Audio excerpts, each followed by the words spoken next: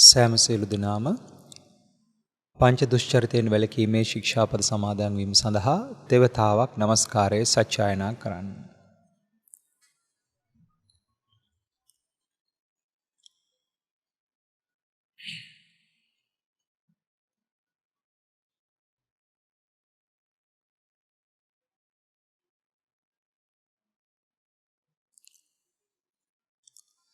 බුද්ධං සරණං ගච්ඡාමි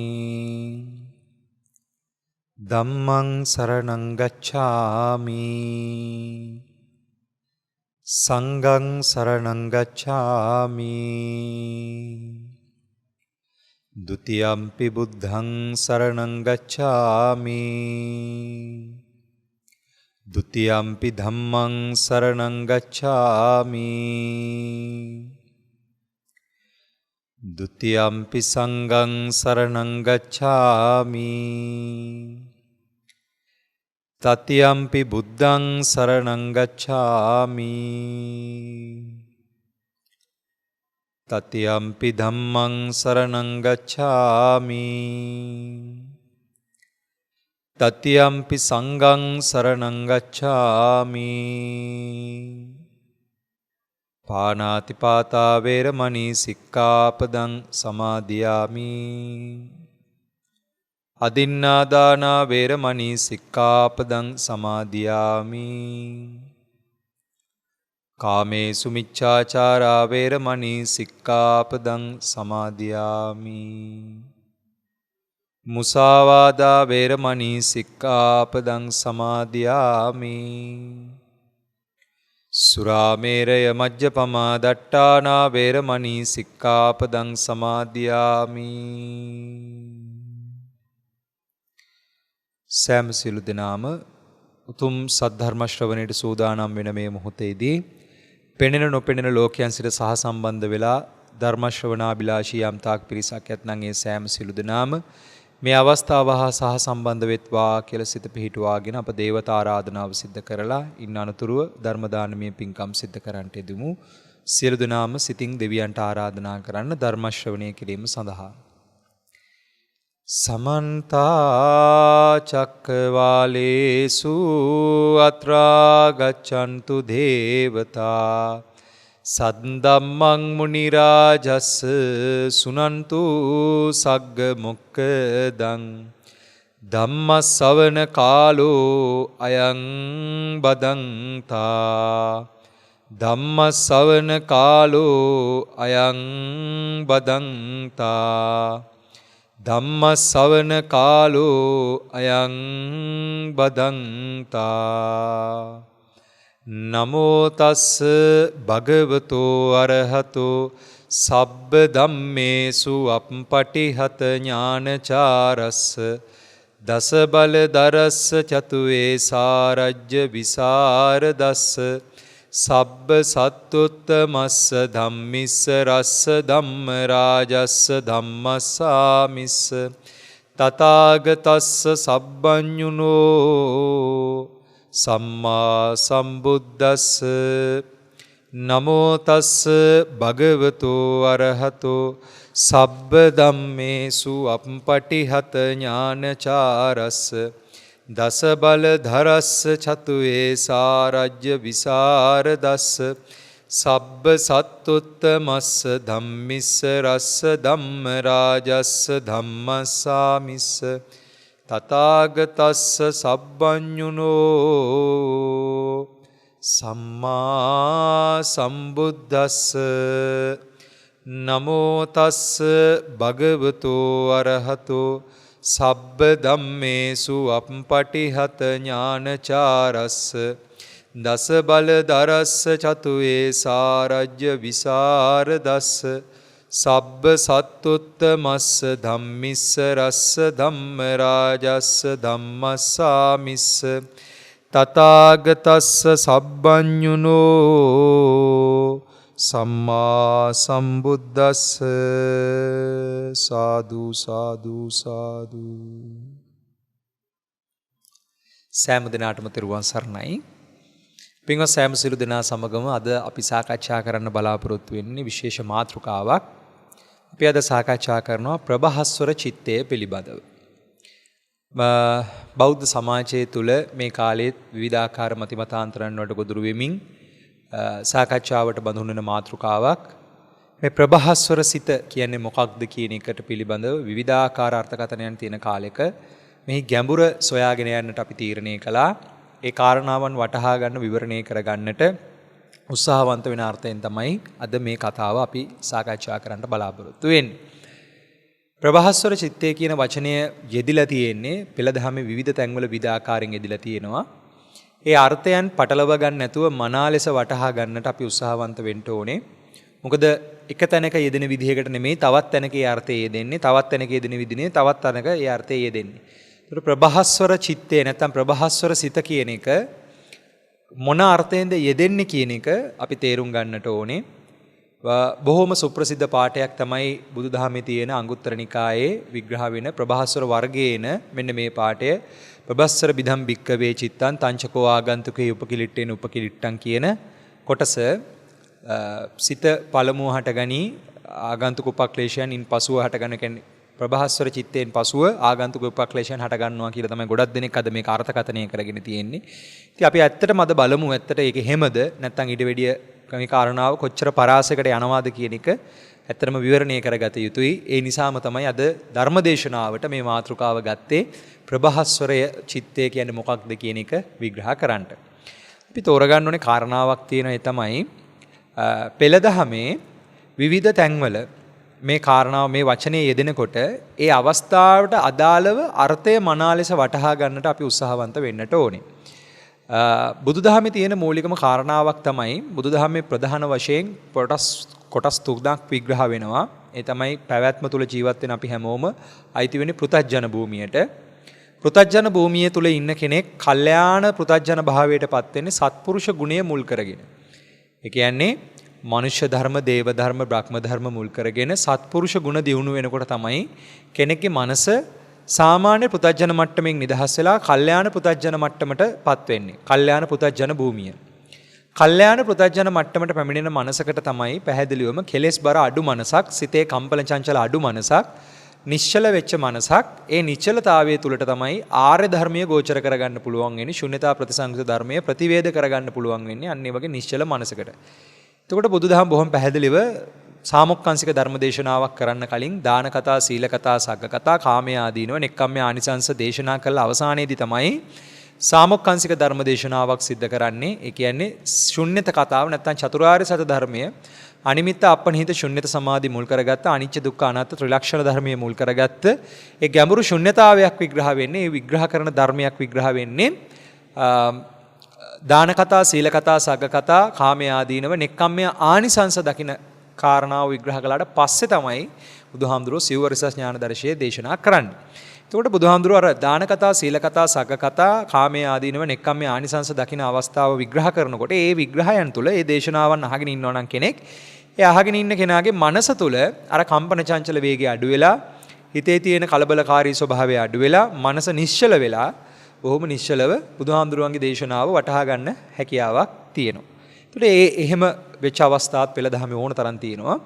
ඒකට දැන් ඒ මනස, ඒ කියන්නේ දැන් ඒ ස්වභාවය දාන කතා, සීල කතා, සග්ග කතා, කාමයේ ආදීනව දකින්න නෙක්ඛම්මයේ ආනිසංසය දැකලා මනස ප්‍රභාස්වරණ ස්වභාවයක් තියෙනවා. ඒ ස්වභාවයයි කාමච්ඡන්ද, ව්‍යාපාද, තීන මිද්ද, උද්ධච්ච කුක්කුච්ච, විචිකිච්ඡා කියන පංච නීවරණ ධර්ම විස්කම්බන වශයෙන් ප්‍රහාණය වෙනකොට, විස්කම්බන වශයෙන් යටපත් වෙනකොට ඇති වෙන ප්‍රභාස්වරත්වයක් තියෙනවා. ඒකත් ප්‍රභාස්වරත්වයක්. එතකොට කාමච්ඡන්ද, ව්‍යාපාද, තීන මිද්ද, උද්ධච්ච කුක්කුච්ච, විචිකිච්ඡා කියන නීවරණ ධර්මයන් සමුච්ඡේද වශයෙන්ම නැවත නූපදින මට්ටමට බිඳ හරින අවබෝධයට කියනවා ශුන්්‍යත කතාව මුල් කරගත්ත, විමෝක්ෂ කතාව මුල් කරගත්ත, සෝවාන්, සකදාගාමි, අනාගාමි, අරිහත් මගඵල පූර්ණේ කරගන්නා වූ අවස්ථාව. ඒ අවස්ථාවේදී ලැබෙන ප්‍රභාස්වරත්වයක් තියෙනවා. එතකොට දැන් හොඳට තේරුම් ගන්න ඕනේ මේ අවස්ථානුකූලව මේ ප්‍රභාස්වර වීම කියන කාරණාව වෙනස් වෙනවා. දැන් තව පැත්තක් මේකට විග්‍රහ කළොත් දීඝනිකාය අග්ගඤ්ඤ සූත්‍රය කියව ගත්තොත් ආබස්සර බ්‍රහ්ම ලෝකයේ ඉඳලා බ්‍රහ්ම කල්පික මිනිසයන් මේ තලයට එනකොට, පෘථිවි තලයට එනකොට මේ තලය ඇසුරු කරගෙන එන්න පැමිණෙනකොට මුලින් ඒගොල්ලෝ ඉන්නේ ප්‍රභාස්වර සිතකින්, ස්වයං ප්‍රභා ආලෝකයකින් ප්‍රීති ආහාර කරගෙන ඒකචාරීව ජීවත් වෙන ස්වයං ප්‍රභා ආලෝකයෙන් ජීවත් වෙන පිරිසක් තමයි එන්නේ. සඳහිරු තාරකා ගස්කොළන් ගහකොළ මේ කිසිවක් නොතිබ්බ කාලේ තමයි මේ පිරිස එන්නේ. ඒ ඇත්තොත් ප්‍රභාස්වරයි. හැබැයි ඒ ප්‍රභාස්වරත්වයයි ආර්ය ප්‍රභාස්වර වීමයි කියන එක. ඒ කියන්නේ චතුරාර්ය සත්‍ය අවබෝධයෙන් ප්‍රභාස්වර වීමයි කියන එක අපිට සමාන කරන්න බෑ. ඒක නිසා හොඳට තෝරගන්න ඕනේ මේ වචනේ අදහස අදාළ තැනට අදාළ විදිහට වටහා ගත්තේ නැත්නම් එහෙම අපි මේ පෙළ දහම පටලවගෙන අපිට ඕනේ මත කියා ගන්න ගිහිල්ලා පටලවා ගන්න තියෙන ඉඩකඩ බොහොම වැඩි. ඒ නිසා හරි පරිස්සමෙන් අපි පෙළ දහම ඇසුරු කළ යුතුයි. ධර්මීය ගවේෂණය කළ යුතුයි. ධර්මීය විමර්ශනය කළ යුතුයි. එසේ විමර්ශනය කරනකොට අපිට ඕනේ විදිහට මේ අර්ථකථනයන් ගන්නවන්න ගියොත් එහෙම ලොකු අවුලක් සිද්ධ වෙනවා. ඒක මම කියාගෙන ආපු කාරණාව තමයි පෘථජ්ජන භූමිය කියලා එකක් තියෙනවා. කල්යාණ පෘථජ්ජන මට්ටම කියලා එකක් තියෙනවා. ඒ වගේම ආර්ය භූමිය, සේක භූමිය කියලා එකක් තියෙනවා. අසේක මුනි. ඒ කියන්නේ රහතුන් වහන්සේලා, බුදු පියාණන් වහන්සේලා, මහ රහතුන් වහන්සේලා කියලා කොටස් වශයෙන් විග්‍රහ වෙනවා. එතකොට දැන් පෘථජ්ජන භූමියේ ඉන්න කෙනෙක්ගේ සිතේ ප්‍රභාස්වරත්වයක් නැහැ. ආර්ය ප්‍රභාස්වරත්වය කියන එක කියන්නේ ආර්ය ඥානය කියන එක යාට යෙදිලාම නැහැ. එයා ඉන්නෙම කෙලෙස් සහගත වැඩපිළිවෙලක. හැබැයි මෙයාට පුළුවන් එයාගේ හිතේ තියෙන කාමච්ඡන්ද, ව්‍යාපාද, තීන මිද්ද, උද්ධච්ච කුක්කුච්ච, විචිකිච්ඡා කියන නීවරණ ධර්මයන් විස්කම්බන වශයෙන් ප්‍රහීන කරන්න. ඒ කියන්නේ කෙලෙස් තද කරන්න, කෙලෙස් හිර කරන්න, කෙලෙස් යටපත් කරන්න. ඒ හැකියාව පෘථජ්ජනයට තියෙනවා. එතකොට ඒ වගේ මට්ටමකට එනකොට විස්කම්බන වශයෙන්, තදංග වශයෙන්, විස්කම්බන වශයෙන් කෙලෙස් යටපත් කරනකොට යම් ප්‍රභාස්වරත්වයක් අපි තුල මතුවෙනවා.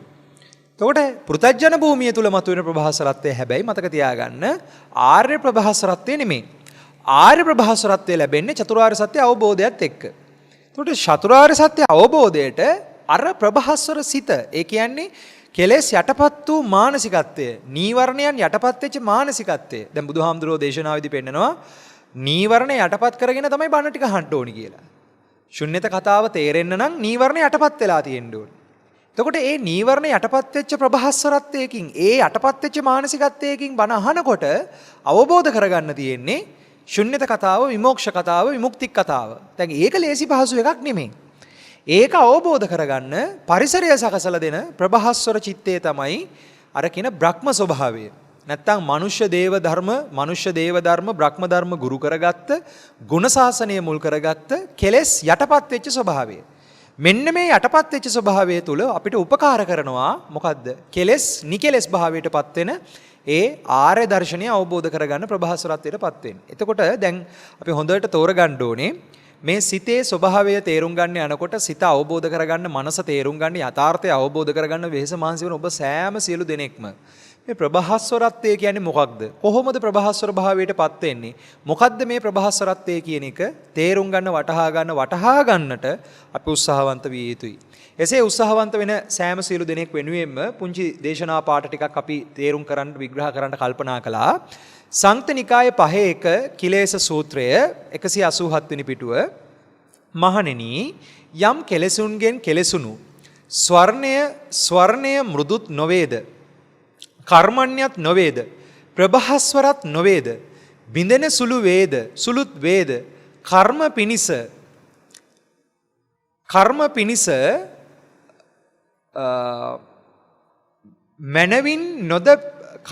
මැනවින් නොද පැමිණේ ස්වර්ණයට මේ කෙලෙස් පහකි කවර පසෙක් දෙයක් මහණෙනි, යම් කෙලෙසුමකින් කෙලෙසුණු ස්වර්ණය මෘදුත් නොවේ, කර්මණ්‍යත් නොවේද, ප්‍රභාස්වරත් නොවේද, බිඳෙන සුළු වේද, කර්ම පිනිස මැනවින් නොද පැමිණේද, යකඩ ස්වර්ණයට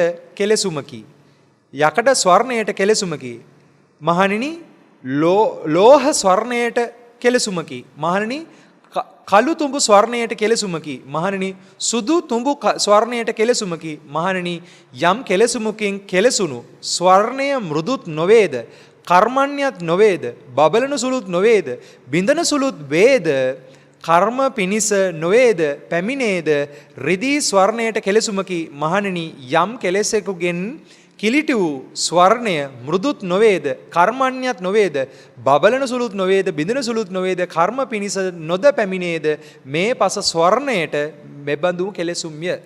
බුදුහාමුදුරුවෝ මෙතන උපමාවකින් කියනවා ස්වර්ණ ස්වභාවයක්. ඒ කියන්නේ රත්තරන් වලට තඹ, සුදු තඹ, කළු තඹ, ඒ වගේම රිදී මේ කියන සෑම දෙයක්ම මේ කියන සෑම අවස්ථාවක්ම ස්වර්ණයට සමාන කරන්න බෑ.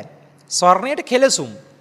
ඒ කියන්නේ මෙතන බොහොම උපමාවකින් ලස්සනට කියනවා ප්‍රභාස්වර නොවිච්ච, ඒ කියන්නේ ප්‍රභාස්වර වෙච්ච ස්වර්ණ තඹේට ප්‍රභාස්වර ස්වර්ණ තඹේට කෙලසුමක් බවට පත් වෙනවලු. මොනවද? රිදී, ඒ වගේම සුදු තඹ, රතු තඹ, ඒ වගේම කළු තඹ, මේ තඹ වර්ග, රිදී වර්ග, මේ සෑම ලෝහයක්ම පිරිසිදු ස්වර්ණයට කෙලසුමක් කියලා විග්‍රහ කරනවා. ලෝහ ස්වර්ණයට කෙලසුමකි, කළු තඹ ස්වර්ණයට කෙලසුමකි, සුදු තඹ ස්වර්ණයට කෙලසුමකි. මහණෙනි, යම් කෙලසුමකින් කෙලසුණු ස්වර්ණය මෘදුත් නොවේද, කර්මණ්‍යත් නොවේද, බබලන සුළුත් නොවේද, බිඳන සුළුත් වේද, කර්ම පිනිස නොද පැමිණෙයි. ඒ කියන්නේ ස්වර්ණයේ හරි කාර්යය වෙන්නේ නැහැ.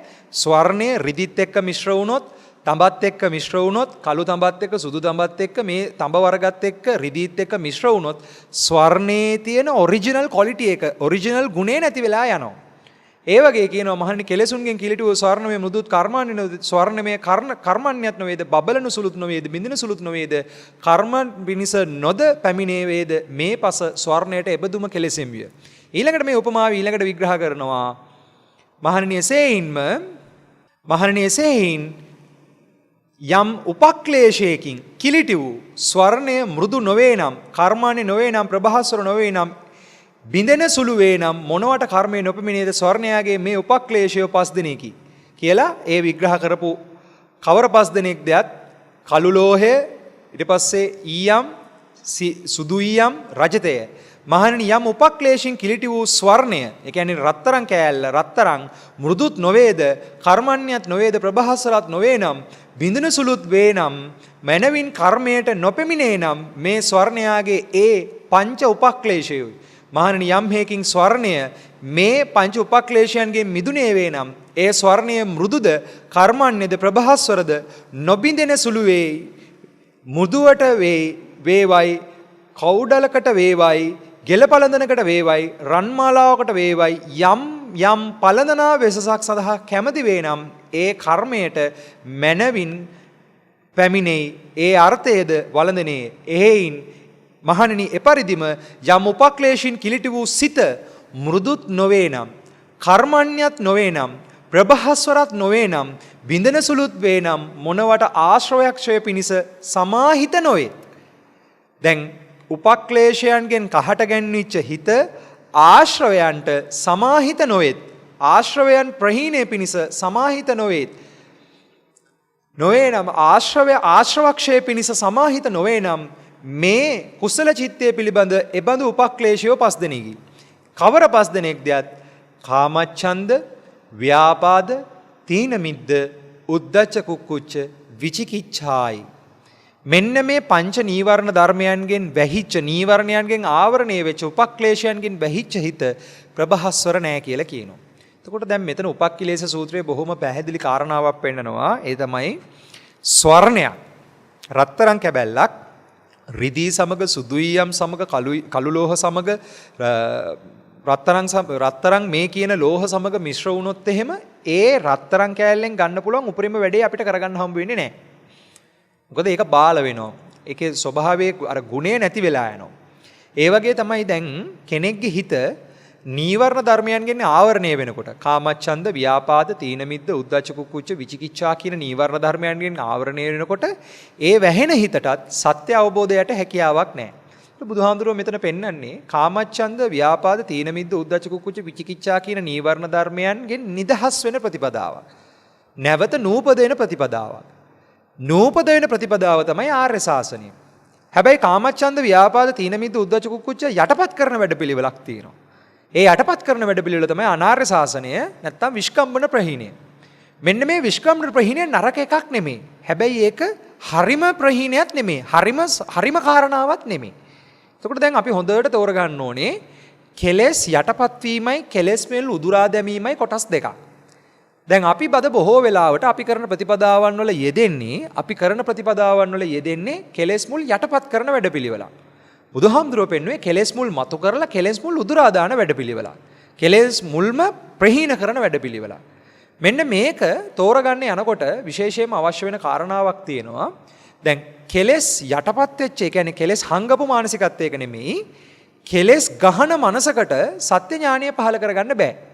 ඒ නිසානේ බුදුහාමුදුරුවෝ බොහොම ලස්සන තැනක් මේක විග්‍රහ කරන පෙළදහමේ වෙන තැනක් තියෙනවා. ඒ තමයි තථාගතයන් වහන්සේ බුද්ධත්වයට පත් වෙච්ච වෙලාවේ උන්වහන්සේ කල්පනා කරනවා කියනවා, අවබෝධ කරගත්ත ධර්මයේ ගැඹුර වැඩි, ගැඹුරු සියුම් වැඩි, මේක තේරුම් ගන්න පිරිස බොහොම අඩුයි.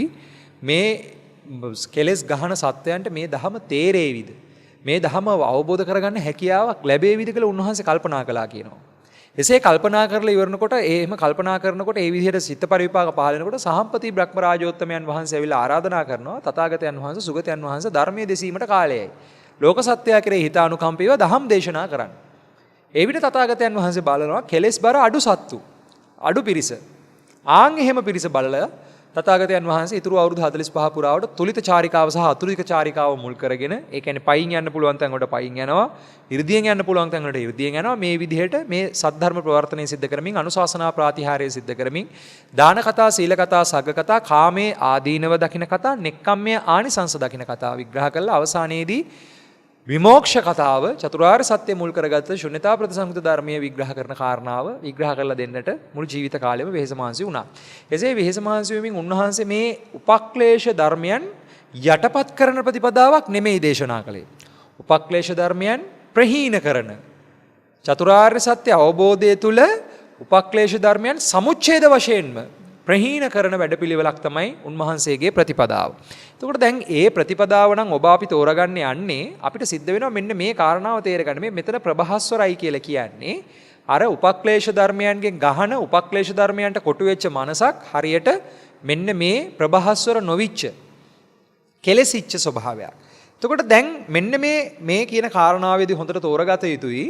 මේ උපක්ලේශ ධර්මයන්ගෙන් කිලිටි වූ සිත මෘදු නැහැ, කර්මන්‍යතාවයක් නොවේ, ප්‍රභාස්වරත් නොවේ, බින්දෙන සැහැවිත් වේ නම්, මොනවට ආශ්‍රවක්ෂය පිණිස සමාහිත නොවේ නම්, චිත්තේ පිළිබඳ එබඳු උපක්ලේශය පස් දෙනෙකි කියලා මේ විග්‍රහ කරන මේ කාමච්ඡන්ද, ව්‍යාපාද, තීන මිද්ද, උද්ධච්ච කුක්කුච්ච, විචිකිච්ඡා ගැන විචිකිච්ඡා ප්‍රහීන කර ඒ ඥානය, සත්‍ය ඥානය පහල කරගන්න එක ලේසි පහසු වැඩක් නෙමෙයි.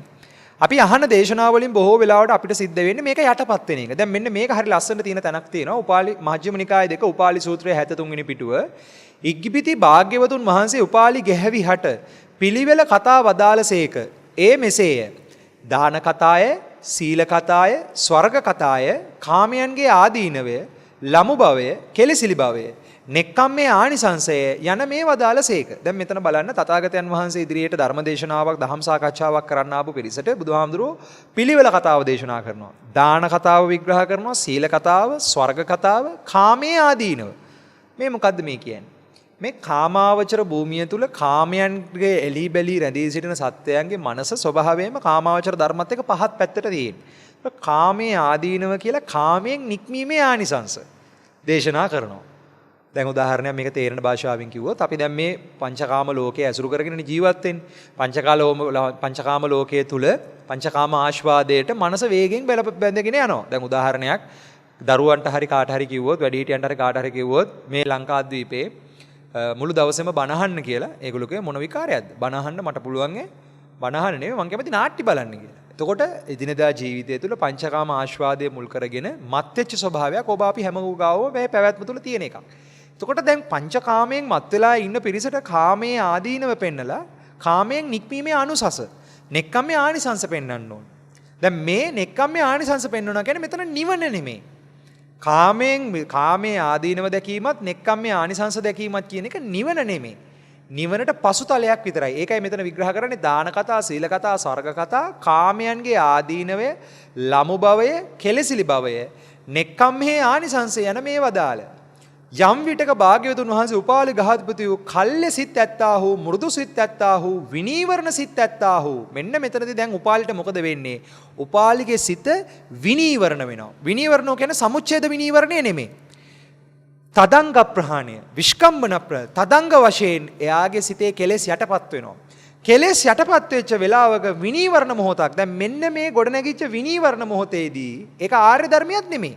ආර්ය ප්‍රත්‍යක්ෂයකුත් නෑ උපාලිට තාම. විනීවරණ වුණාට පස්සේ ඒ විනීවරණ අවස්ථාවේදී තමයි මොකද්ද වෙන්නේ? සිත් ඇත්තහව උදග්‍රහ සිත් ඇත්තහව ප්‍රසන්න සිත් ඇත්තහව දැනගත්සේක්ද එකල්හි බුදුවරුන්ගේ යම් සාමොක්කාංශික දේශනාවක් ඇද්ද? දුක්ඛ ආර්ය සත්‍ය, සමුදය ආර්ය සත්‍ය, නිරෝධ ආර්ය සත්‍ය, මාර්ග ආර්ය සත්‍ය වදාළසේක. දැන් මනස විනීවරණ වෙන එක සමහරට අපි බුද්ධ පූජාවක් තියෙන වෙලාවක වෙන්නත් පුළුවන්. මනස විනීවරණ වෙන එක සමහරලාට අපි පැහැදුණු සිතින් යමක් දෙන අවස්ථාවකදී වෙන්නත් පුළුවන්. මේ ඕනෑම අවස්ථාවකදී අපේ මනස විනීවරණ වෙන්න පුළුවන්. හැබැයි අනුශය ධර්මයන් අපි ගාව තියෙන නිසා, ආසව ධර්මයන් අපි ගාව තියෙන නිසා කෙලෙස් යටපත් වුණාට කෙලෙස් සමුච්ඡේද ප්‍රහීනයක් සිද්ධ වෙන්නේ නැහැ. සමුච්ඡේද ප්‍රහීනයට අන්න පින්වතුනි ඕනේ බුදුවරුන්ගේ සාමොක්කාංශික දේශනාව. දුක්ඛ සත්‍ය නොවේ, දුක්ඛ ආර්ය සත්‍ය.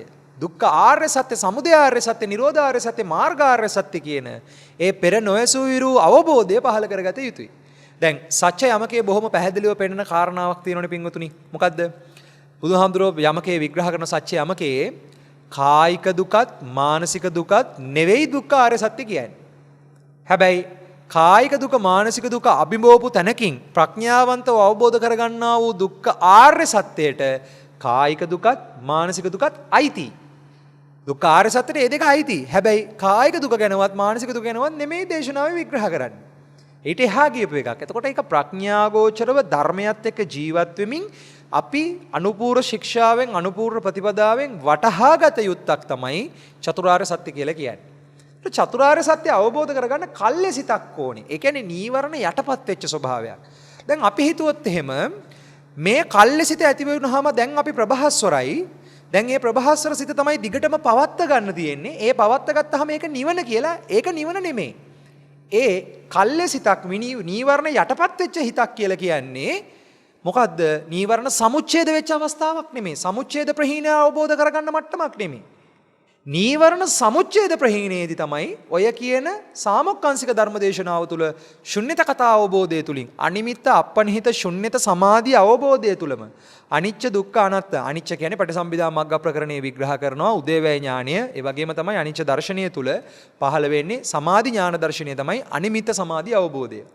ඒ වගේම අනිමිත්ත අපනිහිත ශුන්්‍යත සබ්බේ ධම්මා අනාත්තාති යදා පඤ්ඤාය පස්සති කියන තැනට විග්‍රහ කරන්නේ ඒ අනාත්ම ධර්මතාවය නැත්තම් ආත්මයයි ගන්න සුදුසු නොවේ කියන අර්ථයෙන් ඒ ශුන්්‍යත විමෝක්ෂය තමයි සාක්ෂාත් කරන දේ ප්‍රතිවේද කරන්න තියෙන්නේ. මෙන්න මේ ප්‍රතිවේදයේ සාක්ෂාත් වෙන අවස්ථාවකදී තමයි කෙනෙක් සෝවාන් වෙන්නේ හෝ රහත් වෙන්නේ හෝ අනාගාමී හෝ සකදාගාමී වෙන්නේ හෝ මේ කාරණාවට අවබෝධ කරගන්නට තියෙන්නේ ඔය කියන ශුන්්‍යත කතාව මුල් කරගෙන. මෙන්න මේ ශුන්්‍යත විමෝක්ෂය තමයි අපි සත්‍ය ආකාරයෙන් දකින වැඩපිළිවෙල. කෙනෙක් මාර්ගඵල කෑදරකමකින් තොරව සත්‍ය මොකක්ද කියලා හොයාගෙන යන අවශ්‍යතාවයක් තියෙනවා. අර ස්ට්‍රෙස් ෆ්‍රී කරගන්න මානසිකත්වයක් ගැන නෙමෙයි මේ කියන්නේ. අද බොහෝ දෙනෙක් නිවන් දකින්නවා කියලා හිතන් ඉන්නේ තමන්ගේ තියෙන ස්ට්‍රෙස් ටික ෆ්‍රී වුණාම ඒගොල්ලෝ හිතනවා දැන් ඒගොල්ලෝ නිවනටපත් වුණා කියලා. ඉතින් නිවනටපත් වුණා කියලා හිතාගෙන ඒගොල්ලෝ දැකපු නිවනට හිත තියාගෙන ඒගොල්ලෝ දන්න නිවනට හිත තියාගෙන ඒක නිවනයි කියලා මඤ්ඤණා කරගෙන ඉන්නවා. මුලපරියාය සූත්‍රය බොහොම පැහැදිලිව තියෙනවා නිවන මඤ්ඤණා වෙනවා කියන එක. එතකොට දැන් නිවන මඤ්ඤණා කරගන්න වැඩපිළිවෙලකට නොයන්න නම් අපි අපේ පැත්තෙන් විවෘත වෙලා අපි සත්‍ය සෙවිය යුතුයි. සත්‍ය සොයනවා නම් අපිට හැකියාවක් නැහැ මෙන්න මේක ප්‍රභාස්වරයි කියලා ගන්න. මෙතන ප්‍රභාස්වරයි කියලා ගන්න බෑ. මොකද මෙතන විනීවරණ වෙනවා කියලා කියන්නේ කෙලෙස් යටපත් වීමක් විතරයි. මේ යටපත් වෙච්ච මානසිකත්වයේ උපකාර කරගෙන කෙලෙස් සමුච්ඡේද ප්‍රහාණයට අපි මෙහෙවිය යුතුයි. අන්නේ මෙහෙවන කෙනෙක් කෙලෙස් වලට Tamanට ඕනේ අර්ථකථන දෙන්න යන්නේ නැහැ. කාමච්ඡන්දය කියන්නේ මෙන්න මේකයි කියලා හිතේ අර්ථකථනයක් හදාගන්න බෑ අපිට. ව්‍යාපාදේ කියන්නේ මෙන්න මේකයි කියලා අපිට ඕනේ අර්ථකථන හදාගන්න බෑ. තීන මිද්දේ කියන්නේ මෙන්න මේකයි කියලා අපිට ඕනේ මට්ටමින් අර්ථකථන තියාගෙන ඉන්න බෑ. අපි දහමත් එක්ක හොයන්න ඕනේ ඒ කාරණාවේ ගැඹුර. එතකොට විමෝක්ෂ කතාවට යනකොට කාම කියලා කියන්නේ කාමය කියලා කියන්නේ කාම රාග මට්ටම නෙමෙයි. කාම අර අපි විග්‍රහ කරන කාම වචර ධර්ම මට්ටම නෙමෙයි. විමෝක්ෂ කතාවට යනකොට කාමය කියලා කියන්නේ කාමරාග, රූපරාග, අරූපරාග, මාන, උද්ධච්ච, අවිද්‍යාව මුල් කරගත්ත සංයෝජන 10ම තමයි කාම වැඩපිළිවෙල වෙන්නේ. එතකොට කාම ඡන්දය කියන අර්ථය තව ගැඹුරු වෙනවා එතනදී. දැන් කාම ඡන්දය යටපත් කරන මට්ටමේදී අපි සාකච්ඡා කරන්නේ අපි මේ කාමාවචර ධර්මයේ, කියන්නේ කාමාවචර භූමිය තුල නිශ්චල වීම. ඒ නිශ්චල වීම විමෝක්ෂයට උපනිශ්‍රයක් මිසක් ඒක විමෝක්ෂය නෙවෙයි. විමෝක්ෂයේදී කාමච්ඡන්දේ විග්‍රහ වෙන්නේ කාමරාග, රූපරාග, අරූපරාග, මාන, උද්ධච්ච, අවිද්‍යාව මුල් කරගෙන සක්කාය දිට්ඨි, විචිකිච්ඡා, සීලබ්බත පරාමාස කියන සංයෝජන 10ම තමයි කාමය බවට පත් වෙන්නේ. එතකොට කාම ඡන්දය එතන ඒ අර්ථයෙන්. එතකොට ඒ අර්ථයෙන් කාම ඡන්දය විග්‍රහ කරගන්නකොට ඒ අර අපි කාමාවචර මට්ටමින් කතා කරන අර්ථය තව ගැඹුරු වෙනවා. එතකොට රූපාවචර කාමයට කාමය, අරූපාවචර කාමයට කාමය. එතකොට මේ කියන සමස්ත 31 තලයේම කාම වැඩපිළිවෙලක් කියන අර්ථයෙන් තමයි ලෝකෝත්තර අර්ථයට යනකොට කාමය විග්‍රහ වෙන්නේ නැත්නම් කාම ඡන්දය කියන වචනේ ගැඹුරුවටපත් වෙන්නේ. ඒ අර්ථය ගැඹුරු වෙන්නේ. එතකොට මේ ගැඹුරු අර්ථය විමෝක්ෂ අර්ථය සොයන කෙනෙක් හොඳට තෝරගන්න ඕනේ. කාමාවචර භූමිය තුල කෙලෙස් යටපත් වීමයි කෙලෙස් ප්‍රහීන කරන දුක්ඛාර්ය සත්‍ය අවබෝධයයි චතුරාර්ය සිව්වරිසස් ඥාන දර්ශන අවබෝධයයි දෙකක්. මෙන්න මේ දෙක පැහැදිලිව නිර්වුල වටහා ගන්නකොට ඔබ විවෘත වේවි ගැඹුරු සත්‍ය සොයාගෙන යන්න. තමන්ගේ මනස පටු කරගෙන තමන්ට ඕනේ අර්ථකථන දාගෙන මෙතන බ්‍රහ්ම තත්ත්වයේ නතර වෙන එකක් නැති වෙයි. මොකද බ්‍රහ්ම වෙලා හිටියත්, දේව වෙලා හිටියත්, මනුෂ්‍ය වෙලා හිටියත් ඒ සෑම සිළු දෙනාම පැවැත්ම තුල කාමයට කොටු වෙච්ච සත්තු ටිකක්. කාම වැඩපිළිවෙලේ ඇත්ත නොදන්නා පිරිසක්. එතකොට ඒ විමෝක්ෂ කතාවට යනකොට කාමච්ඡන්දේ අර්ථය ගැඹුරුයි. කාමච්ඡන්දේ සමුච්ඡේද ප්‍රහීණයට අවබෝධ කළ යුතු අර්ථය ගැඹුරුයි. ඒ අර්ථය අවබෝධ කරගන්න කල්්‍ය සිතක් අවශ්‍යයි. දැන් මේ කල්්‍ය සිත ඇති කරගන්නයි බුදුහාමුදුරු විතර කියන්නේ ප්‍රභාස්වර සිතක් කියලා. එතන කියන්නේ කල්්‍ය සිතක්. කල්්‍ය සිත ඇති කරගන්න තමයි බුදු පියාණන් වහන්සේ දාන කතා, සීල කතා, ස්වර්ග කතා, කාමයන්ගේ ආදීනව කතා, ලමු භවය, කෙලෙසිලි භවය, නෙක්ඛම්මේ ආනිසංසය. දැන් මේක දේශනා කරනවා මොකද මේ ස්වභාවයෙන්ම අසත්පුරුෂ මනසකින් බර වෙලා ඉන්න සත්වයන්ගේ මනස කල්යාණ පෘතජ්ජන මට්ටමට ගේන්න සත්පුරුෂ භවයට පත් කරන්න සත්පුරුෂ භාවයට පත් කරන්න බුදුහාමුදුරුවෝ දාන කතා සීල කතා සග්ග කතා කාමයේ ආදීනව නෙක්ඛම්මේ ආනිසංස දේශනා කරනකොට ආන් මෙන්න උපාලි සූත්‍රයේ දින උපාලි ගහපතිගේ හිත දැන් කල්්‍ය සිතක් මෘදු සිතක් බවට පත් වුණා. විනීවරණ සිත් ඇත්තව විනීවරණ කියන්නේ මෙතන නීවරණ යටපත් වුණා. නීවරණ යටපත් වුණා සිත් ඇත්ත උදග්‍රහ සිත් ඇහුතව ප්‍රසන්න සිත් ඇත්තව දැන් නීවරණ යටපත් වෙනකොට ප්‍රසාදය සතුට චිත්තම් පුනාතීති පුණ්‍යං හදයන් පුනාතීති පුණ්‍යං සිතේ සතුට මතුවෙන්න ගන්නවා ප්‍රසාදය මතුවෙන්න ගන්නවා ප්‍රසන්න සිත් ඇත්තව දැනගත්සේක්ද එකල්හි බුදුවරුන්ගේ යම් සාමොක්කාංශික දේශනාවක් ඇද්ද දුක්ඛ සමුදය නිරෝධ මාර්ග කියන උතුම් සිව්වරිසස් ඥාන දර්ශනය දැන් තමයි වටහා ගන්න පරිසරය සකස් වුනේ. දැන් එතකොට ඕගොල්ලෝ අපිට චතුරාර්ය සත්‍ය අවබෝධ කරගන්න නම් මේ කියන කතාව කරන්න වෙනවනේ. දානය තේරුම් ගන්න වෙනවා හරියට. සීලය කියන්නේ මොකක්ද කියන එක තේරුම් ගන්න වෙනවා. සර්ග ලෝක ක්‍රියාකාරීත්වය දැන් අපි දේශනාවල ඕන තරම් විග්‍රහ කරලා දිනවා. දේව ධර්මයේ මුල් කරගෙන. සග්ග ලෝකය මොකක්ද කියන එක. දේව ධර්මයේ මුල් කරගෙන පවට ලැජ්ජා බය පවට ලැජ්ජාව සහ බය කියන ගුණය මුල් කරගෙන තමයි දෙවි දේවතාවුන් වෙන්න පුළුවන්. එතකොට විපාක වශයෙන් දෙවි දේවතාවුන් වෙන එකයි දේව ගුණය තමා තුළ දියුණු වෙන එකයි දෙකක්. එතකොට දේව ගුණය දියුණු වෙනකොට තමයි ඔය කියන ස්වර්ග කතාව මනා ලෙස අපිට අපේ පැත්තෙන් දියුණු කරන්න පුළුවන්. එතකොට අපේ පැත්තෙන් දේව ගුණය දියුණු වෙනකොට තමයි නිවන් නොදක තිබුණොත් දේව සංඥා වැඩිලා තිබ්බොත් දේව සංකාර වැඩිලා තිබ්බොත් ඒක හේතු කරගෙන මතු අත්බැවක දේව අත්බැවකට පවා යන්න පුළුවන් වෙන්නේ. එතකොට දැන් අපි කරන්න ඕනේ දෙවියෙක් වෙන්න බලාගෙන කටයුතු කරන එක නෙමෙයි නිවන් දකින්න නම් අපි අවංකව මේ කියන ගුණ ටික දියුණු කරන්න ඕනේ. මනුෂ්‍ය ගුණේ තියෙන්න ඕනේ. දේව ගුණේ තියෙන්න ඕනේ බ්‍රහ්ම ගුණේ තියෙන්න ඕනේ. මේ ගුණ දියුණු කරගනිමින් ඒ ගුණ පදනම තුල සාමොක්කාංශික ධර්ම දේශනාව කල්්‍ය සිතක් මෘදු සිතක් ප්‍රසන්න සිතකින් යුක්තව ශුන්්‍යත කතාව විමෝක්ෂ කතාව අවබෝධ කරගන්න උත්සාහවන්ත වෙන්න ඕනේ. අන්න එහෙම උත්සාහවන්ත වෙන තැනකදී තමයි මොකක් ලැබෙන්නේද සිව්වරිසස් ඥාන දර්ශනේ ලැබෙන්නේ. හැබැයි දැන් කෙනෙක් කලින්ම ගත්තොත් මංගාව තියෙන කල්්‍ය සිතක් ප්‍රභාස්වර සිතක් තමයි දැන් පේනකොට තියෙන ප්‍රභාස්වර සිතක් ඇහෙනකොට තියෙන ප්‍රභාස්වර සිතක් ඊට පස්සේ තමයි අපි මේක කෙලට ගන්න කියලා ගත්තොත් ඒ අර්ථය වැරදි. ඇයි වැරදි කියන්නේ සාමාන්‍ය ස්වභාවය තුල එහෙම මට්ටමක ලෝක සත්‍යය නැහැ. පෘථජ්ජන භූමිය තුල ඉන්නෙම කල්්‍ය සිතකින් නෙමෙයි. ඉන්නේ මහා අසත්පුරුෂ වැඩපිළිවෙලක. මනසේ ස්වභාවයෙන්ම තියෙන බර පැත්තට පහත් පැත්තට. එතකොට දැන් ආයාසයෙන් සිද්ධ වෙනවා දාන කතාවේ සීල කතාවේ සර්ග කතාවෙන් කාමයේ ආදීනව දකිමින් නෙක්ඛම්මේ ආනිසංස දකිමින් කල්්‍ය සිතක් හදාගන්න. අන්නේ කල්්‍ය සිත මතු කරගන්න එක තමයි සත්පුරුෂ ගුණය මතු කර ගැනීම තව පැත්තකින්. මනුෂ්‍ය ගුණය, දේව ගුණය, බ්‍රහ්ම ගුණය මතු කර ගැනීම. ආන්ගේ ගුණ මතු වෙනකොට ගොඩනැගෙන කල්්‍ය සිත මුල් කරගෙන තමයි බුදු පියාණන් වහන්සේ ඒ කල්්‍ය සිතක් තියෙන කෙනෙක්ට තමයි පෙන්වන්නේ සාමොක්කාංශික ධර්ම දේශනාව. චතුරාර්ය සත්‍යයට අවබෝධ කරගන්න පහසුයි. මේ දේශනාවන් සිද්ධ කිරීමේ අපි හැමතිස්සෙම මතක් කරන කාරණාවක් තියෙනවා අනුපූර්ව ප්‍රතිපදාව මනා ලෙස වටහා ගැනීම කියන කාරණාව. අනුපූර්ව ප්‍රතිපදාව මනා ලෙස නොවටහා ගන්න කිසිම කෙනෙක්ට ප්‍රභාස්වර චිත්තය අවබෝධ කරන්න බෑ. ප්‍රභාස්වර අවබෝධය පහළ කරන්න බෑ. දැන් ආර්ය භූමිය තුල පහළ වෙන ප්‍රභාස්වරත්වයක් තියෙනවා. ඒක ඥානයක්. ඒක කලින් තිබිච්ච එකක් නෙමෙයි. ඒක සංසාරේ අපිට කවදාකවත් ලැබිච්ච එකක් නෙමෙයි. ඒක සසරේ අපි පූර්ණ කරගෙන ආපු එකක් නෙමෙයි. ඒක පූර්ණ කළා නම් අපි මේ සංසාරේ එන්නේ නැහැ. එතකොට ඒ ඥානය ප්‍රභාස්වර ඥානය මතු කරගන්නට අපිට සිද්ධ වෙනවා කල්යාණ මිත්‍ර සම්පත්තිය සද්ධම්ම ශ්‍රවණය අසුරු කරමින් යෝනිසෝ මනසිකාරය ධම්ම අනුධම්ම ප්‍රතිපදාව කුළු ගන්නව ගන්නට. ආන් එක කුළු ගන්නව ගන්න තැනකදී අපිට ඕනේ අර්ථකථන දීලා මේක විග්‍රහ කරලා හරියන්නේ නැහැ. පෙළ දහමට එකඟව ධර්ම විනයට එකඟව අපි සෙවිය යුතුයි බුද්ධ වචනේ ගැඹුර. ඒක ප්‍රායෝගිකව තෝරගන්න උත්සාහවන්ත විය යුතුයි. අන්න එහෙම උත්සාහවන්ත වෙනකොට දැන් මෙතන කල්ලේ සිත අපිට කියන්න බෑ ප්‍රභාස්වරයි කියලා. මෙතන තියෙන්නේ පිරිසිදු සිතක් ප්‍රභාස්වර එච්චරම වෙයි කල්ලේ සිතක් යම්කිසි පිරිසිදු සිතක් ඒ නීවරණ යටපත් වෙච්ච මානසිකත්වයේ උපකාර කරගෙන ආං සාමොක්ඛංශික දේශනාවෙවත් ප්‍රභාස්වර අවබෝධය පහල කරගන්නට ඕනේ.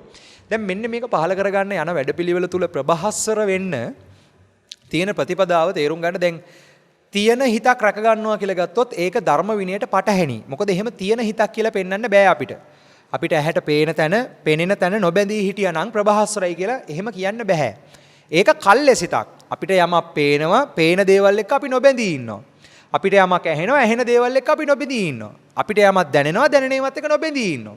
දැන් සිත නතර කරගන්න එක ප්‍රභාස්වර වීම නෙමෙයි. ඒ වෙලාවෙ සිද්ධ වෙන්නේ මේ පේන ඇහෙන දේවල් එක්ක මම බැඳෙන්නේ නැතුව ඉන්නවා. ඇලෙන්නේ නැතුව, ගැටෙන්නේ නැතුව ඉන්න ස්වභාවය. දැන් මේක කල්ලෙසිතක් මිසක් ප්‍රභාස්වර සිතක් කියලා කියන්න බෑ මේ මට්ටම. එතකොට දැන් ප්‍රභාස්වර මොකද්ද මෙතන? මේ කාරණාව මම ඉස්සෙල්ලාද කිව්වා මතක තියාගන්න ඕනේ කාරණාවක්. ආර්ය අර්ථයෙන් ප්‍රභාස්වර වීමයි ලෞකික අර්ථයෙන් ප්‍රභාස්වර වීමයි දෙකක්. එතකොට ලෞකික ප්‍රභාස්වර වීම නෙමෙයි ආර්ය ප්‍රභාස්වර වීම. එතකොට ආර්ය ප්‍රභාස්වරත්වයට පත් වෙන්න නම් අපිට සිද්ධ වෙනවා මේ පෙනෙන, ඇහෙන, දැනෙන, විඳින ක්‍රියාවලිය පිළිබඳ මන අවබෝධයක් ලබා ගන්න. මොකද අපිට පේන්නේ නැති, අපිට නොපෙනෙන සියුම් කෙලෙස් ධර්මයන් ක්‍රියාත්මක වෙන්නේ මේ පෙනීම, ඇහිම, දැනීම, විඳීම කියන ක්‍රියාවලියත් එක්ක. මෙන්න මේ ක්‍රියාවලියම තුල තියෙන කාමච්ඡන්දේ, මේ ක්‍රියාවලියම කාමච්ඡන්දයක් වෙන්නේ කොහොමද? ව්‍යාපාදයක් වෙන්නේ කොහොමද? තීන මිද්දයක් වෙන්නේ කොහොමද? උද්ධච්ච කුච්චයක් වෙන්නේ කොහොමද? විචිකිච්ඡාවක් වෙන්නේ කොහොමද කියන එක හොයාගෙන යන එක තමයි සද්ධර්ම පරේෂණය. අන්නේ පරේෂණය කරන කෙනෙක් කාමච්ඡන්ද, ව්‍යාපාද, තීන මිද්ද යටපත් කරන එකෙන් ඔබට ගිහිල්ලා සමුච්ඡේද ප්‍රහීන කරන්නෙම. ඒ කියන්නේ උසුන් මුල් උදුරා දාන්නම ප්‍රඥාව දියුණු කළ යුතුයි. ප්‍රඥාව වැඩි යුතුයි. ආන්ගේ ප්‍රඥාව වැඩි කරගන්න සද්ධා, වීරය, සති, සමාධි, ප්‍රඥා කියන ඉන්ද්‍රිය ධර්මයන් බලගැන්විය යුතුයි. පින්වතුනි අපිට කරන්න පුළුවන් සීමාවක් තියෙනවා මේ කාරණාව විග්‍රහ කරලා දෙනකොට. අපිට හැකියාවක් නැහැ ඔබට මේක වටහාවවන්න. එහෙම එකක් කරන්න බෑ. කොයිම වෙලාවකවත් මේ කියන කාරණාවන් මත පුද්ගලානුබද්ධව මේ කියන ඒවා ගන්න එපා. ධර්මානුකූලවම මේ අර්ථයන් විවරණය කරගෙන යන්න. එතකොට මේක අපිට හැකියාවක් නැහැ කොයිම වෙලාවකවත් බලෙන් මේක වටහාවන්න. ඔබට අවංක වෙන තරමටම තමයි ඔබට ඔබගේ ඇතුලේ ප්‍රශ්නේ තේරෙන්නේ. ඔබගේ ඇතුලේ තියෙන මමත්වය ඔබට දැනෙන්නේ. ඔබ ජීවිතය රැකගන්න, පැවැත්ම රැකගන්න මේ ලෝකයේ තුල මේ සමහරලාට නිවන් දකින්න කියලා ඇවිල්ලත් අනුන්ගේ ಗುಣ මකමක අනුන්ව විවේචනය කර කර තමන් දන්නේම නැතුව තමන්ගේ හිත පහත් වෙන විදිහ දැනගෙන දැකගෙන ඔබට අවංක වෙන තරමටම තමයි ඔබට ඔබගේ ඇතුලේ ප්‍රශ්නේ තේරෙන්නේ. ඒතකොට දැන් අපි මේ යන ගමන තුලදී බොහොම පැහැදිලිව තෝරගන්න ඕනේ මේ කල්ලෙසිත ඇති කරගත්ත කෙනෙක් ආර්ය ධර්මය මතු කරගන්නට උත්සාහවන්ත වෙන්න ඕනේ. යම් කිසි මට්ටමකින් කර්මස්ථාන වඩලා වෙන්න පුළුවන්, සමහරලාවට සිත දිහා බලාගෙන ඉඳලා වෙන්න පුළුවන්. මොනවා හරි ක්‍රමයකින් තමන්ගේ ගුණධර්මයන් දියුණු කරගනිමින් මේ කියන දාන කතා, සීල කතා, සර්ග කතා, කාමයේ ආදීනව දකිමින්. දැන් ඔය කාරණාව කියනකොට කාමයෝ තුච්චයි, නින්දිතයි, ලාමකයි කියලා කවුරු හරි වඩනවා නම් එයා කාමයේ ආදීනවේ දකින්න උත්සාහවන්ත වෙන කෙනෙක්. නෙක්ඛම්මයේ ආනිසංස දකින්න උත්සාහවන්ත වෙන කෙනෙක්. එයා කල්ලේ සිතක් හදාගනිමින් ඉන්න කෙනෙක්. කල්ලේ චිත්ත මට්ටමක් ගොඩනගමින් ඉන්න කෙනෙක්. දැන් එහෙම කෙනෙක්ට එතනින් එහාට තව කතාවක් තියෙන අවබෝධ කරන්න. ඒ තමයි ශුන්්‍යත විමෝක්ෂය. ඒක සද්ධර්ම ශ්‍රවණය තුල ක්‍රමානුකූලව අවබෝධ වෙන එකක් මිසක් බලෙන් අවබෝධ කරන්න පුළුවන් එකක් නෙමෙයි. එතකොට දැන් එතෙන්ට පරිසරය හදාගන්න ගනිමින් තමයි, ඒ කියන්නේ පූර්ව භාග ප්‍රතිපදාවක මෙහෙයවෙමින් තමයි අපිට මගනන පහල කරගන්න අපිට වෙහෙස මහන්සි වෙන්න වෙලා තියෙන්නේ. එතකොට මගනන කියන්නේ ලබන එකක් මිසක්, ඒක ලැබෙන එකක් මිසක් බලෙන් ලබා ගන්න එකක් නෙමෙයි. මම සෝවාන්, මම සකදාගාමි, මම අනාගාමි, මම අරිහත්, මම සෝවාන් වෙච්ච කෙනෙක්, මම නිවන් දැකපු කෙනෙක් කියලා ගන්න පුළුවන් එකක් නෙමෙයි. ඒක ලැබෙන එකක්. ඒක ලැබෙන්න අපි උත්සාහවන්ත වෙන්න ඕනේ පරිසරය සකස් කරගන්න. ඒකට දක්ෂ වෙන්න, ಗುಣ දියුණු කරන්න. ඒ ಗುಣ දියුණු කරමින් අපි අපිට දක්ෂ වෙමින් යන වැඩපිළිවෙල තුල මෙන්න උපාලි සූත්‍රය තුල විග්‍රහ කරනවා කල්ය සිතක් මෘදු සිතක් ඇති කරගන්න විනීවරණ මොහොතක් හදාගන්න පුළුවන් කියලා. ඒකට අර දාන කතාව, සීල කතාව, සර්ග කතාව අවංකව අපි අපේ තුලින් දියුණු කරනවා නම් කාමයන්ගේ ආදීනව නෙක්ඛම්මේ ආනිසංස දකින්න වැඩපිළිවෙල අවංකව ආයාසයෙන් ආදි බ්‍රහ්මචර්යාව මුල් කරගෙන අපි තුල දියුණු වෙනකොට ආන් බ්‍රහ්මචර්යාව අවබෝධ කරගන්න හොඳ කල්ය සිතක් මෘදු සිතක් පහළ වෙනවා. මෙන්න මේ කල්යසිත මුදුසිත පෙරදරි කරගෙන තමයි ඒ ಗುಣ පෙරදරි කරගෙනයි ඕම් ප්‍රභාස්වරත්වය අවබෝධ කරගන්න තියෙන්නේ. දැන් අපි චුට්ටක් බලමු ප්‍රභාස්වර වර්ගය කියලා එකක් තියෙනවානේ. මේ ප්‍රභාස්වරත්වය ගැනම කතා කරපු එකක් අංගුත්තර නිකාය 1 21 වෙනි පිටුවේ අපි සාකච්ඡා කරමු මේක. මහණෙනි මේ සිත ප්‍රභාස්වරය ඒද වනහයි ආගන්තුක උපක්ලේශයන්ගෙන් කිලිටි වූයේය. ශ්‍රුත රහිත පෘතජ්ජන තෙමේය තත්ත්ව පරිද්දෙන් නොදෙනී. එහෙයින් අශ්‍රුතවත් පෘතජ්ජනයාට චිත්ත භාවනාවක් නැතයි කියේ. අද තව අපේ තියෙන හරි කතාවක් තමයි දැන් මේ කතාව තෝරගත්තාම මේ කතාව අපිට තේරුණ මට්ටමින් අපි තෝරගත්තාම අපි හිතනවා ඒ කියන්නේ දැන් අපි පෘථජ්ජන නෙමෙයි අපි ආර්යයි.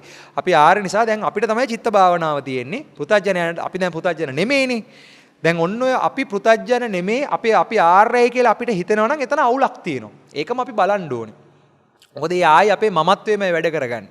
මමත්වයමයි මේ දුවන්නේ. ලොකු කන්ටිකමයි ආයි දුවන්නේ. අපේ තියෙන පඬිත කන්ටිකමයි ආයි මේ එළියට ඇවිල්ලා තියෙන්නේ. හොඳට තෝරගන්න මේ ශාසනයේ පරිණන ආර්ය ශ්‍රුතවත් කියලා කියනද කියන්නේ. ශ්‍රුතවත් ආර්ය ශ්‍රාවකයා කියන්නේ දන්නා හෝ දක්නා හෝ ස්කන්ධ ක්‍රියාවලිය මනා ලෙස අවබෝධ කරලා දුක්ඛ සමුදය නිරෝධ මාර්ග කියන සිව්වරිසස් ඥාන දර්ශනය පිළිබඳ සත්‍ය ඥානය පහළ වෙන තැනදී තමයි ඔය කියන ශ්‍රුතවත් භාවය එන්නේ. එතකොට ඒ ශ්‍රුතවත් භාවයට මෙහා කාමයේ ආදීනව දැක්කයි කියලා, නෙක්ඛම්මේ ආනිසංස දැක්කයි කියලා ශ්‍රුතවත් ආර්ය ශ්‍රාවකයෙක් වෙන්නේ නැහැ. ශ්‍රුතවත් ආර්ය ශ්‍රාවකයෙක් වෙන්න ශුන්්‍යත කතාව තේරෙන්න ඕනේ. අනිමිත්ත අපනිහිත ශුන්්‍යත සමාධිය අවබෝධ වෙලා තියෙන්න ඕනේ. ත්‍රිලක්ෂණ අවබෝධයටපත් වෙලා තියෙන්න ඕනේ. ආන්නේ අවබෝධයටපත් වෙච්ච කෙනෙක්ට තමයි කියන්න පුළුවන් ශ්‍රුතවත් ආර්ය ශ්‍රාවකයා. ඒ අවබෝධය නැති කෙනෙක්ට කියන්න වෙන්නේ අශ්‍රුතවත් පුතඥයා. එතකොට දැන් මෙතන හොඳට තෝරගන්න. මෙතන අශ්‍රුතවත් පුතඥයා කරනවා කියන්නේ පහර ගහන අර්ථයෙන් නෙමෙයි මේ කියන්නේ. අශ්‍රුතවන්ත භාවය. අහලා නැහැ හරියට. කතාව තේරුම් අරන් නැහැ. කල්ලේ සිතක් ඇතුළු වුණත්, පැහැදිලි සිතක් ඇති වුණත් ශුන්්‍යත කතාව ඇහිලා නැහැ. විමෝක්ෂය ඇහිලා නැහැ. නීවරණ සමුච්ඡේද කරන ක්‍රමවේදය තේරිලා නැහැ. ඒ අවබෝධයටපත් වෙලා නැහැ. ඒකට එහෙම අයට අපිට කියන්න වෙන්නේ අශ්‍රුතවත් පුතඥය. එතකොට බුදුහාමුදුරුවෝ මෙතන පෙන්නනවා මහණෙනි මේ සිත ප්‍රභාස්වරය. මේ මොකද්ද මේ කියන්නේ? සිත ප්‍රභාස්වරයි කියනවා. සිතක් හටගන්නකොට හටගන්න හිත ප්‍රභාස්වරයි. මුල්ම හිත. දැන් මුල්ම හිතට පස්සේ ආයි හිත එකින් එකට හිත පහළ වෙනවා. දැන් එතකොට මේ හටගන්න හිත ප්‍රභාස්වරයි. ඊට පස්සේ මේ හිත ආගන්තුක උපක්ලේශයන් කිලිටි වූයේ කියලා කිව්වහම හටගත්ත හිත ඊට පස්සේ ආගන්තුක උපක්ලේශ හට ගන්නවා කිව්වොත් එහෙම වැරදි. එහෙම ගන්න බෑ. ඇයි එහෙම ගන්න බැරි කියන එක මේ සාකච්ඡාවේ අගට වෙනකොට තියෙනවා. එතනදී අපි සාකච්ඡා කරමු. මහණෙනි මේ සිත ප්‍රභාස්වරද ඒද වනහයි ආගන්තුක උපක්ලේශයන්ගෙන් මිදින එය ශ්‍රුතවත් ආර්ය ශ්‍රාවකත මේ තත්ත්ව පරිද්දෙන් දනි. දැන් මේ සත්‍ව පරිද්දෙන් දනි කියන්නේ විස්කම්මන ප්‍රහාණය ගැනවත් තදංග ප්‍රහාණය ගැන නෙමෙයි, සමුච්ඡේද කෙලෙස් මුල් උදුරන අවබෝධය. ඒ කියන්නේ අනුශය ධර්මම විනිවිද දකින්න තැන, ආසව ධර්මයේම විනිවිද දකින්න තැන, ආසවක්කේ ඥානය මුල් කරගත්ත වැඩපිළිවෙල. ආන්ගේ ඥාණයෙන් ආශ්‍රවයන්ගේ ඇත්ත ඇති සැටියෙන් අවබෝධ කරගන්න ඥාන දර්ශනය තුල මේ සිත ප්‍රභාස්වර ඒද වනහයි ආගන්තුක උපක්ලේශයන්ගෙන් මිදින එය ශ්‍රුතවත් ආර්ය ශ්‍රාවකත මේ තත්ත්ව පරිද්දේ දනින් එහෙයින් ශ්‍රුතවත් ආර්ය ශ්‍රාවකයට චිත්ත භාවනාවක් ඇතයි කියමු. මෙතන මේ චිත්ත භාවනාව කියන්නේ පැත්තකටලා මම නිදුක් වෙම්වා නැත්තම් මේක ආසාරයි කිය හිත හිතෙන්න එකක් නෙමෙයි. එහෙම පැත්ත කරලා හිත ඉන්නා කියනකට භාවනාවක් කියන්න බෑ. චිත්ත භාවනාව වෙන්නේ සත්‍ය ඥානය තුලයි ඒ කියන භාවනාව වැඩෙන්නේ. එතකොට ඒ භාවනාව නැත්තම් සතර ඉරියව්වෙන්ම සිද්ධ වෙන මේ චිත්ත භාවනාව අවබෝධ කරගන්න කල්ලේ සිතක් හදාගෙන ධර්මයේ ඇසීම අත්‍යවශ්‍ය කාරණාවක් ශ්‍රුතවත් වීම. එතකොට ශ්‍රුතවත් ආර්ය ශ්‍රාවකයෙක් වෙන කෙනෙක් මෙන්න හොඳට තෝරගන්න සිත ප්‍රභාස්වරයේද වනහයි ආගන්තුක උපක්ලේශයන්ගෙන් මිදින එය ශ්‍රුතවත් ආර්ය ශ්‍රාවකත මේ තත්ත්ව පරිද්දෙන් දනි. එහෙයින් ශ්‍රුතවත් ආර්ය ශ්‍රාවකයාට චිත්ත භාවනාව ඇතයි කියමි. මෙතන පාලි පාඨය බලන්න පබස්සර බිධම් භික්කවේ චිත්තං තංචකෝ ආගන්තුකේ උපකිලිසේ උපකිලිට්ටං තං අසුතවා පුතුජනා යතහා භූතං නප්පජානಂತಿ. යතහා භූතය දන්නේ නැහැ. භූතයන්ගේ ඇත්ත ඇති සැටියෙන් අවබෝධ කරගන්න ඥාන දර්ශනය එයාට ඇත්තේ නැහැ. ඒ ඥානය නැති නිසාම යතා භූතං නප්පජානಂತಿ තස්මා අසුතවාතෝ පුතජනස්ස චිත්ත භාවනා නත්තිති වදාමි. මේ අත්ෘතවත් පුතඥයාට චිත්ත භාවනාවක් කියලා එකක් දේශනා කරන්නේ කියනවා. ඇයි ඒක කරන්න යාට අවබෝධයක් නැහැ. එයාට ත්‍රිලක්ෂණ අවබෝධය පහළ වෙලා නැහැ. අනිමිත්ත අපනිහිත ශුන්්‍යත විමෝක්ෂය අවබෝධ වෙලා නැහැ. වචනෙට නෙමෙයි මේ අර්ථ පෙන්වන්නේ අදහස වැටහිලා නැහැ යාට. එතකොට එහෙම නොවිච්ච කෙනෙක්ට භාවනාවක් කියලා එකක් යෙදෙන්නෙම නැහැ. පබස්සර බිදම් භික්කවේ චිත්තං තංචකෝ ආගන්තුක උපකලිට උපකලිට්ටං විප්පමුත්තං තං සුතවා අරිය ශාවකෝ යථා භූතං පජහනාති තස්මා සුතවතෝ අරිය ශාවකස්ස චිත්ත භාවනා අත්තිතීව දහමි. යමෙක් ප්‍රභාස්වර චිත්තය ආගන්තුක උපක්ලේශයන්ගෙන් විමුක්ත වෙන ඥානය හෙවත් සමුච්ඡේද ප්‍රහීන කරන පෙර නොඇසූ විසුරු ශුන්‍ය විමෝක්ෂය අවබෝධ කරගත්ත කෙනෙක්ට මේ කිසිවක් නැහැ කියන ශුන්‍යතාවය නෙමෙයි. නන්දි නං යම්හිකෝ තත්ත නැති තේන තං ශූන්‍යං යමකින් ශූන්‍යයි කියන අවබෝධය පැවැත්මෙම ශූන්‍ය වෙන අවබෝධය ඒක අනිච්ච දුක්ඛ අනාත්ම අනිත්‍ය දුක්ඛ අනාත්ම ධර්මතාවය හරහා ඒ විනිවිද දකින ඥානය හරහාම මතු කරගත යුතු එකක්. ආන්ගේ ධම අවබෝධ වෙන තැනකදී ඒ අවබෝධය පහළ වෙන තැනකදී තමයි උපක්ලේශයන්ගෙන් නිදහස් වෙන උපක්ලේශ ප්‍රහීන කරන සමුච්ඡේද ප්‍රහීන අවබෝධය මුල් කරගත්ත ආං ශ්‍රුතවත් අරිය ශාවක භූමිය බවට පත් වෙන්නේ. අන්න එයාට තමයි බුදුහාමුදුරුවෝ චිත්ත භාවනාව දේශනා කරලා තියෙන්නේ. ඒ කියන්නේ ආර්ය ශ්‍රාවකයාට. මහණනි ඉඳින් මහණ අසුරු සනක් පමණකු මෙත්සිත සෙවුනේ නම් මහණනි මේ මහණ නොසිත් දැහැන් නැත්තේය. වෙසේයයි කියනු ලැබේ. ශාස්ත්‍රුන් වහන්සේ අනුශාසනා කරන්නේ අවවාදයේ පිළිපදින්නේ නොසිස්සු රට්ට පිණ්ඩේ රටෙන් ලත් පිණ්ඩේ. මේ කාලේ මේකට මහා වැරදි අර්ථකථනයක් කරනවා පිට රටින් ආපු පිණ්ඩේ කියලා. ඒක නෙමෙයි පින්වතුනි මේ කියන්නේ. මෙතන රට්ට පිණ්ඩේ කියන එකේ අර්ථකථන දෙකක් තියෙනවා. පළවෙනි එක තමයි මෙතන රටින් ලත් පිණ්ඩේ කියන්නේ ඒ රටේ මිනිස්සු දෙන දාණය. ස්වාමින් වහන්සේලාට නම් මේ ඉන්න මිනිස්සු ඒ රටේ ජීවත් වෙන මිනිස්සු දෙන දාණය රටින් ලත් පිණ්ඩය. රට වැසියෝ දෙන දාණය තමයි මෙතන රට්ට පිණ්ඩේ කියලා කියන්නේ. වළඳයි යම් කෙනෙක්ගේ බහුල වශයෙන් කෙරෙත් නම් කවර කතාද? දැන් මෙතන හොඳට තෝරගන්න රට්ට පිණ්ඩේ කොහොම තවත් මෙතන අර්ථයක් ගන්න පුළුවන්. බහුල වශයෙන් රට්ට පිණ්ඩේ භාවිතා කරනවා කියන්නේ ආමිසයට ගිජු වෙන එක නෙමෙයි. රට්ට පිණ්ඩේ හේවත් අපිට රටවැසියා දෙන දාණය රටවැසියාට දෙන සදහැදි දායකයන් ශාසනය වෙනුවෙන් පූජා කරන දානමාන අපෝපස්ථානයන් බාරගෙන ඒ ආමිසයට ගිජු නොවි ධර්මය මෙනෙහිම නැඹුරු වෙලා ධර්ම අවබෝධයටම ක්‍රියාත්මක වෙන කෙනෙක් ආං සිව්වරිසස් ඥානය මුල් කරගෙන ජීවත් වෙනවා නම් ඒ සිව්වරිසස් ඥාන දර්ශනීය තුල ජීවත් වෙන වැඩපිළිවෙල තුල අසුරග්‍රහණසනක් වැඩෙන මෙත්සිතේ ආනිසංසය මෙපමණයි කියලා සීමා කරන්න බෑ. එතකොට ඒ අර්ථයයි මේ විග්‍රහ කරන්නේ. මහණනි ඉඳින් මහණක් අසුරුසනක් මහණ පමණකු මෙත්සිත සෙවුනේ නම් මහණනි මේ මහණ නොසිස් දැහන් නැත්තේ වෙසසයි කියලා ලැබේ ශාස්ත්‍රුන් වහන්සේගේ අනුශාසනා කරන්නේ කවරේ කරන්නේ අවවාදයේ පිළිපදින්නේ නොසිස්සු රට්ට පිණ්ඩේ වළඳයි යම් කෙනෙක්ගේ බහුල වශයෙන් කෙරෙත් නම් කවර කතාද?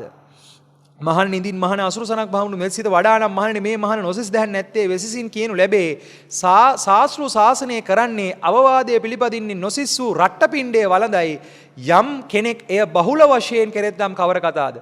මහණනි අසුරුසනක් පමණකුත් මෙත්සිත මෙහෙණි කෙරේ නම් මේ මහණ නොසිස් දැහන් නැත්තේ කවර වෙසසි කියන මේ ශාස්ත්‍රු ශාසනය අවවාදය ශාස්ත්‍රුන් වහන්සේගේ ශාසනය ශාස්ත්‍රුන් වහන්සේගේ අවවාදය මනාලෙස වටහා ගනිමින් මනාලෙස ශාස්ත්‍රු ගෞරවය ධර්ම ගෞරවය විනය ගෞරවය මුල් කරගෙන මනාලෙස ඒ ගමන යනවා නම් එහෙම යන කෙනාට බහුල වශයෙන් කෙරෙත් නම් ඒක කවර කතාද? ලැබෙන දාන ටිකක් කය පවත්ව ගන්න වළඳලා ඉවර වෙලා හැබැයි ආමිෂ දානෙට ගිජු නොවි ප්‍රතිපත්ති දානය අවබෝධ කරගනිමින් ප්‍රතිපත්ති අවබෝධය පූර්ණ කරගනිමින් යනවනම් එහෙම යන කෙනා ගැන තථාගතයන් වහන්සේ පෙන්නනවා කවර කතාද? ඊටාම වටිනවා ශ්‍රේෂ්ඨයි කියලා.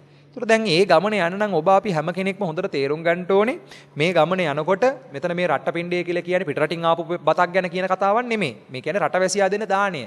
රටවැසියා දෙන දාණය අරගෙන රට්ටපිණ්ඩය අවබෝධ කරගන්න ඕනේ. මොකද්ද රට්ටපිණ්ඩය? මදු මීවිත වගේ තියෙන කනට මී ටිකක් බඳු ශාමුක්කාංශික ධර්මදේශනාව මුල් කරගත්ත දාන කතා, සීල කතා, සග කතා, කාමයේ ආදීනව, නෙක්ඛම්මයේ ආනිසංස දක්මින් කල්යාණ සිතක් ඇති කරගනිමින් ආර්ය ධර්ම අවබෝධයටපත් වෙන ඒ විමෝක්ෂ ඥාන දර්ශනය මතු කර ගැනීම අන්නේ ඒ වැඩපිළිවෙල තුල මෙහෙය වෙන්න කියන එකයි මේ කාරණාවෙදි පෙන්නන්නේ. එසේ මෙහෙයමින් අසුරග්‍රහණ සනක් හරි සියලු සත්වයෝ නිදුක් වේවා, නිරෝගී වේවා, සුවපත් වේවා, දුකින් මිදෙත්වා, නිවන් දකිත්වා කියලා. කායික නිරෝගීතාවයකට එහා ගිහිල්ලා මානසික නිරෝගීතාවයට එහා ගිහිල්ලා සදාතනික විමෝක්ෂයෙන් සැනසේවා, සදාතනික අවබෝධයටපත් වේවා, යථා අවබෝධය පූර්ණ කරමින් සසර දුකින් නිදහස් වේවා කියලා අදහස මතුවෙනවා නම් හැම මොහොතකම ඒ ගුණය දියුණු වෙනවා නම් ඒක ඊටාම වටිනවා ශාස්ත්‍රීය ශාසනය තුල උත්කෘෂ්ඨ වැඩපිළිවෙල. එහෙනම් ශාස්ත්‍රීය ධර්මයේ විනය පටලවා ගන්න නැතුව නැට්ටෙන් අල්ල ගන්න නැතුව බෙල්ලෙන් අල්ලගන්න යන කෙනෙක් මෙන්න මේ කරුණු කාරණාවන් මනා ලෙස වටහාගෙන ඒ ගමන යනකොට දැන් ඊළඟට විශේෂයෙන් තෝරගන්න ඕනේ තැනක් තියෙනවා. ඒ තමයි ප්‍රභස්සර බිදම් භික්කවේ චිත්තං තංචකෝ ආගන්තුකේ උපකලිට්ඨේන උපකලිට්ඨං. දැන් මේකේ අදහස ටක් ගාලා ගන්නවා. හිත ප්‍රභස්සරයි. ප්‍රභස්සර හිත පස්සේ උපක්ලේශයන්ගෙන් කිලිට වෙනවා. ඒ උපක්ලේශයන් කිලිට වෙච්ච ඒක වෙන කෙනාට ආර්ය භාවනාවක් නැහැ. ඊළඟට ආර්ය ධර්මයේ දන්න කෙනා ආර්ය මේ ප්‍රභස්සර හිත, ඒ කියන්නේ මුලින් හිත හට ගන්නවා පස්සේ කෙලෙස් වලින් කෙලෙසනවා කියලා ගත්තොත් ඒ අර්ථය පැටලිලි වෙන අර්ථය තමයි මෙන්න මෙතන විග්‍රහ කරන්නේ. ඇයි මම එහෙම කියන්නේ? අංගුත්තර නිකායක ප්‍රභස්සර වර්ගයේ හොඳට බලන්න 21 වෙනි පිටුව. මහණෙනි යම් ධර්ම කෙනෙක් අකුසල වෙද්ද අකුසල භජනෙහි අකුසල පක්ෂයේ වැටෙද්ද ඒ හැම ධර්මයෝ සිත පෙරට කොට ඇත. අකුසල පක්ෂයේ අකුසල භජනේ. මෙතන අපි ගමුකෝ පව් කියන එක. ලෝභ, දෝෂ, මෝහ කියන සිතුවිලි වැඩපිළිවෙල. අකුසල ධර්මයේ උපදීත් මහණෙනි සිත පෙරට කොට ඇත. සිත ඒ ධර්මයට පළමුවන උපදීනේ ඒහා එක්වටම. දැන් සිත උපදිනකොටම පෙරපසු නොවි අපේ භූමිය පෘථජ්ජනයි නම් පෘථජ්ජන වැඩපිළිවෙල තුලම හටගන්නෙම අපේ හිත අපිරිසුදු වෙලාමයි තියෙන්නේ. පෘථජ්ජන භූමිය තුල අපිරිසුදු වෙලාමයි තියෙන්නේ. ආර්ය භූමියටපත් උනත් හිත අපිරිසිදුයි. ඇයි අපිරිසිදුයි කියන්නේ? එයා අසේක මුනිවරයෙක් නෙමෙයි. එතකොට අසේක නොවිච්ච සේක කෙනාගේ හිත අපිරිසිදුයි. ආර්ය භූමිය පැත්තකින් තියන්න පින්වතුනි. අපි අද හැමෝම කතා කරන්නේ අපි හැමෝම ආර්ය වෙලා වගේනේ. නෑනේ ඇත්ත කතාව කිව්වොත්. සත්‍ය අවබෝධයටපත් වෙන්න කරන්න ඕනේ එකම කාරණාව තමයි ආර්ය වෙන්න, ආර්ය භවයටපත් වෙන එක නෙමෙයිනේ කරන්න තියෙන්නේ. කියන්නේ මම ආර්යෙක් කියලා හිතාගෙන ඉන්න එක නෙමෙයිනේ. සත්‍ය හොයාගෙන යන එකනේ. සත්‍ය හොයාගෙන යනකොට මට අවංක වුණොත් එහෙම බොහොම පැහැදිලිවම තේරෙනවනේ මගේ හිත කිලිටි කියන එක. මේ ඇතුලේ ප්‍රශ්නයක් තියෙනවා කියන එක.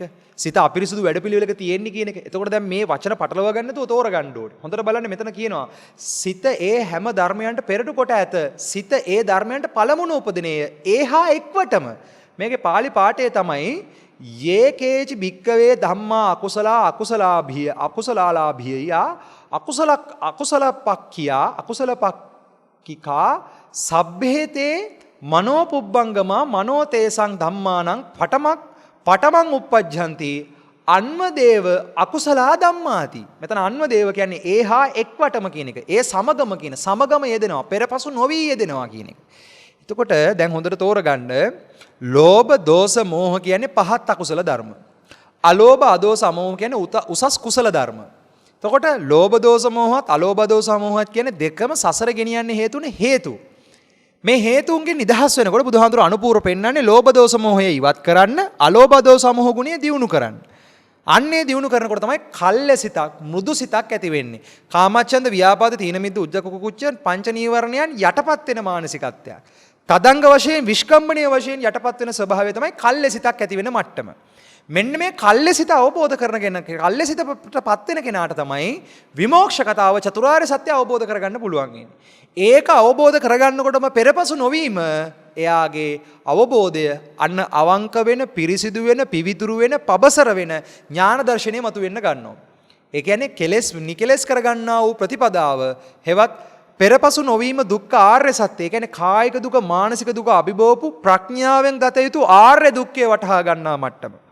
එතකොට මේ කාමයෙන් නික්මීම කියන නෙක්ඛම්ම්‍යානිසංස දකින්න මට්ටමට එහා ගිහිල්ලා විමෝක්ෂ ඥාණයෙන් කාම ඡන්දය දකින්න මට්ටම. ඒ කියන්නේ සමුච්ඡේද වශයෙන්ම කාමයේ ප්‍රහීන කරන අවබෝධය. සංයෝජන ධර්ම 10ම විනිවිද දකින්න අවබෝධය. ඒ අවබෝධය තුල තමයි ඔය කියන අවිජ්ජා නිරෝධය අවබෝධ කරගන්න තැනක. අවිජ්ජාව සමුදය වෙන එකත් අවිජ්ජාව නිරෝධය වෙන වැඩපිළිවෙලත් අවිජ්ජා නිරෝධ අවබෝධය පහළ කරගන්න තැනකද ඒ නිරෝධ ඥානය පහළ කරගන්න විජ්ජාව පහළ කරගන්න අවිද්‍යාව පිරිසිඳ දකින්න වැඩපිළිවෙලක් තියෙනවා. ඒ කියන්නේ දුකම පිරිසිඳ දකින්න අවස්ථාව. දුක්ඛේ ඥානය පහළ වෙන තැනකදී තමයි ඔය කියන විමෝක්ෂ කාරණාව අපිට අවබෝධ වෙන්නේ. එතකොට මේ අවබෝධයට යන කෙනෙක් තේරුම් ගත යුතුයි. ඒ අවබෝධයට ඒ අවබෝධයට කලින් මේ කතාව තෝරගන්න ඕනේ. අපේ හිත ස්වභාවයෙන්ම කුසල් සහ අකුසල් වල යෙදෙනවා. මොනවද? සිත පළමුව හටගනී. ඒහා එක්වටම කුසල ධර්මියෝ හට ගන්නවා. ඊළඟට කියනවා සිත පළමුව හටගනී. ඒහා එක්වටම අකුසල ධර්මියෝ හට ගන්නවා. එතකොට අකුසල ධර්මයක් කුසල ධර්මයක් සිත කලින් පටන් අරන් ඒ හිත නැති වෙලා ඊළඟට කුසල් එනවා අකුසල් එනවා නෙමෙයි. යම් සිතක් සැබෑද විමෝක්ෂ ඥාණය නැති හැම හිතකම කුසල් අකුසල් දෙපැත්තම යෙදෙනවා. ඒ කියන්නේ ලෝභ දෝෂ මෝහ, අලෝභ දෝෂ මෝහ සිතිවිලි වලින්මයි ඉන්නේ. සිතුවිලි වැඩපිළිවෙල තියෙන්නේ මේ විදිහට. ඒකයි මෙතන පෙන්වන්නේ. දැන් මේක වටහාව ගන්න යුතු පරිස්සමෙන් මහණෙනි යම්කිසි ධර්ම කෙනෙක් කුසල වෙද්ද කුසල භජනේ කුසල පක්ෂයේ වැඩෙද්ද ඒ සියලු ධර්මියෝ සිත පෙරට කොට ඇත. සිත ඒ ධර්මයට පළමුවන උපදිනේය. ඒහා එක්වටම කියන්නේ සිතත් සමගම යෙදෙනවා කියන එක. පෙරපසු නොවීම යෙදෙනවා කියන එක. හේතුව මේ කුසල් අකුසල් වලින් නිදහස් වෙන ලෝකෝත්තර කුසල ඥානය නොමැතිකම නිසාම විමෝක්ෂ ඥානය නොමැතිකම නිසාම සිතත් සමග කුසල් යෙදෙනවා සිතත් සමග අකුසල් යෙදෙනවා. එතකොට සිත කලින් පටන් අරන් පස්සේ කුසල් පස්සේ අකුසල් එනවා නෙමෙයි. සිත සමගමයි යෙදෙන්නේ. මේ අන්වදේව කියන්නේ ඒ වචනය. පාලි පාඨයේ මේ විග්‍රහ කරන අන්වදේව කුසලා ධම්මානි. සිත සමගම කුසලයේ යෙදෙනවා සිත සමගම අකුසලයේ යෙදෙනවා. එතකොට සිතක් තියෙනවා තියෙන හිතේ කුසල් වෙනවා තියෙන හිතේ අකුසල් වෙනවා නෙමෙයි. සිතමයි කුසල චෛතසික සිතමයි අකුසල චෛතසික වෙන්නේ. මෙන්න මේක තමයි රූප වේදනා සංඥා සංකාර විඥාන ක්‍රියාවලිය විනිවිද දකින්න තැනකදී මේ පෙනීම ඇහිීම දැනීම විඳීම කියන ක්‍රියාවලිය මනා ලෙස වටහා ගන්නා තැනකදී කුසල් අකුසල් බිඳහරින කියන පුණ්‍ය පාප පහීනස්ස ඥාන දර්ශනය මතු කර ගනිමින් අවබෝධයට යන වැඩපිළිවෙල. දැන් මේ අවබෝධයට යන්න කල්ලේ සිතක් අවශ්‍යයි. නීවරණ විනීවරණ යටපත් නීවරණ යටපත් වෙච්ච මනසක් අවශ්‍යයි. ඒ මනස හදාගන්න එක තමයි පින්වතුනි කාමයේ ආදීනව දකිමින් නෙක්ඛම්මයේ ආනිසංස දකිමින් දානයේ වටිනාකම තේරුම් අරගනිමින් දාන කතා සීල කතා සග්ග කතා කාමයේ ආදීනවේ නෙක්ඛම්මයේ ආනිසංස දකිමින් යන වැඩපිළිවෙල තුල සිත සමග අකුසල ධර්මයන් හටගන්න එකේ බලය අඩු වෙලා සිත සමග කුසල ධර්මයන්ම හටගන්න ගන්නවා. කුසල ධර්මයන් බලවත් වෙන මනසකට කුසල පක්ෂය කුසල භජනය බලවත් වෙන මනසක දියුණු වෙන්නේ මනුෂ්‍ය ධර්මය, දේව ධර්මය, බ්‍රහ්ම ධර්මය. මෙන්න මේ ගුණධර්ම දියුණු වෙන මනසකින් අන්නේ මනස දියුණු වෙච්ච තැනකදී තමයි යථා ධර්මයන්ගේම අසාරත්වය අවබෝධ කරන සබ්බේ ධම්මා අනාත්තාති ධර්මයන්ගේ ශුන්්‍යතාවය මොකක්ද කියන එක ධර්මයන්ගේ ඇත්ත මොකක්ද කියන එක අවබෝධ කරන විමෝක්ෂ ඥාන දර්ශනය හෙවත් සංස්කාර දුක්ඛය අවබෝධ කරමින් විපරිණාම දුක්ඛය අවබෝධ කරමින් දුක්ඛ දුක්ඛය අවබෝධ කරමින් පෙර නොඇසූ විරු දුක්ඛ ආර්ය සත්‍ය මතු කරගනිමින් ඊතර වෙන ප්‍රතිපදාව තේරුම් ගන්න තියෙන්නේ. ඒකට ඊතර වෙන අවබෝධයටපත් වෙනවා නම් පැහැදිලිවම සිතත් සමග අකුසල ධර්මයන්ගේ යෙදීම යටපත් වෙලා සිතත් සමග කුසල ධර්මයන්ගේ යෙදීම බලවත් වෙන්න ඕනේ. එතකොට මෙතන හොඳට තෝරගන්න මහණෙනි යම් දැන් අද කවුරු හරි මේක ගත්තොත් සිත පළවෙනි හැට ගන්නවා. ඒ කියන්නේ පේන තැන ප්‍රභාස්වරයි පස්සේ තමයි කුසල් එන්නේ පස්සේ තමයි අකුසල් එන්නේ කියලා ඒ අර්ථයම වරද්දාගත්තා වූ අර්ථයක්. සම්පූර්ණ වරද්දාගත්තා වූ අර්ථයක් මුළු ශාසනයම කන පිට ගහගත්ත අර්ථයක්. එහෙම ගත්තොත් තථාගතයන් වහන්සේට අභූතයෙන් චෝදනා කළා වෙනවා. මහරහතුන් වහන්සේලාගේ අවබෝධයට අභූතයෙන් චෝදනා කළා වෙනවා. ආර්ය ප්‍රඥාවට අභූතයෙන් චෝදනා කළා වෙනවා. මොකද වරද්දාගත ධර්මය තරම් අවඩ පිණිස පවතින තවත් යමක් නොදකිමි. එතකොට මේ ධර්මයේ වරද්දාගත්තොත් වැරදුනාම තමයි. එහෙනම් පින්වතුනි හොඳට මතක තියාගන්න අපි බොහොම පැහැදිලිව මාර්ගය තේරුම් ගත යුතුයි. අපි කල්යාණ ධර්මයේ මනා ලෙස වටහා ගත යුතුයි. ආර්ය ධර්මයේ මනා ලෙස වටහා ගත යුතුයි. කල්යාණ ධර්මයත් ආර්ය ධර්මයත් මනා ලෙස නොවටහා ගන්නා කෙනෙක්ට සත්‍ය ඥානය පහළ කර ගැනීම කියන කාරණාව සිද්ධ වෙන්නේ නැහැ. ඒ කියන්නේ ආර්ය ධර්මයේ දැකීමක් සිද්ධ වෙන්නේ නැහැ. එතකොට ආර්ය ධර්මයේ දකින්න නම් කල්යාණ මිත්‍රය ඇසුරු කරගෙන ධර්මයේ ශ්‍රවණය කරගෙන මේ කාරණාවේ ගැඹුරු විමර්ශනය කළ යුතුයි. එහෙම විමර්ශනය කරනකොට අපිට බෑ ගුණ ධර්මයන්ගෙන් තොරව මේක කතා කරන්න. කුසල ධර්මයන්ගෙන් තොරව මේ ධර්ම කතා කරන්න. එතකොට කුසල ධර්මය අවශ්‍යයි. අකුසල ධර්මයේ බලෙන් හරි අයින් කරන්නට කියලා කියන්නේ. ඒකනේ කය වචනේ දෙක සංවර කරගන්නට කියලා කියන්නේ. ඒකනේ දස අකුසලෙන් බලෙන් හරි නිදහස් වෙන්න කියලා කියන්නේ. බෑ ඒකෙන් නිදහස් වෙනකොට ඒක නැති ඒ අකුසල ධර්මයන්ගේ බලය හීන වෙනකොට කුසල ධර්මයන් බලවත් වෙන්න ගන්නවා. එතකොට මෙතන මේ ආර්ථය හොඳට බලන්න. සිත ඒ ධර්මයන්ට පළමුවන උපදිනේ ඒහා එක්වටම කියන්නේ පෙරපසු නොවීම. සිතත් හටගන්නේ යම් තැනකද එක්කෝ ඒක කුසල සිතක් නැත්නම් ඒක අකුසල සිතක්. එතකොට කුසල අකුසල කියන දෙපැත්ත. ඒ කියන්නේ ලෝභ දෝෂ මෝහ අලෝභ අදෝෂ අමෝහ කියන හයෙන් තොර හිතක් අපිට හටගන්නේ නැහැ පැවැත්ම තුල. යමෙක් විමෝක්ෂය දැක්කොත් විතරයි ආන්නේ විමෝක්ෂය දැක්ක කෙනාට ලෝකෝත්තර සිත් පහළ වෙන්නේ.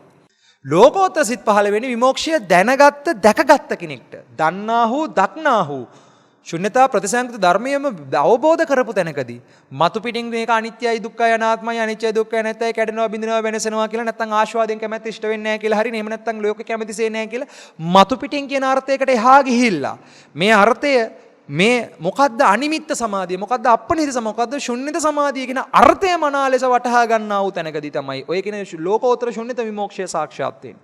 පටිච්ච සමුප්පාදයේම මනා ලෙස විනිවිද දකින්න තැනකදී මෙන්න මේ විනිවිද දකින ඥානය අවබෝධ කරගන්න තියෙන අනුපූර්ව.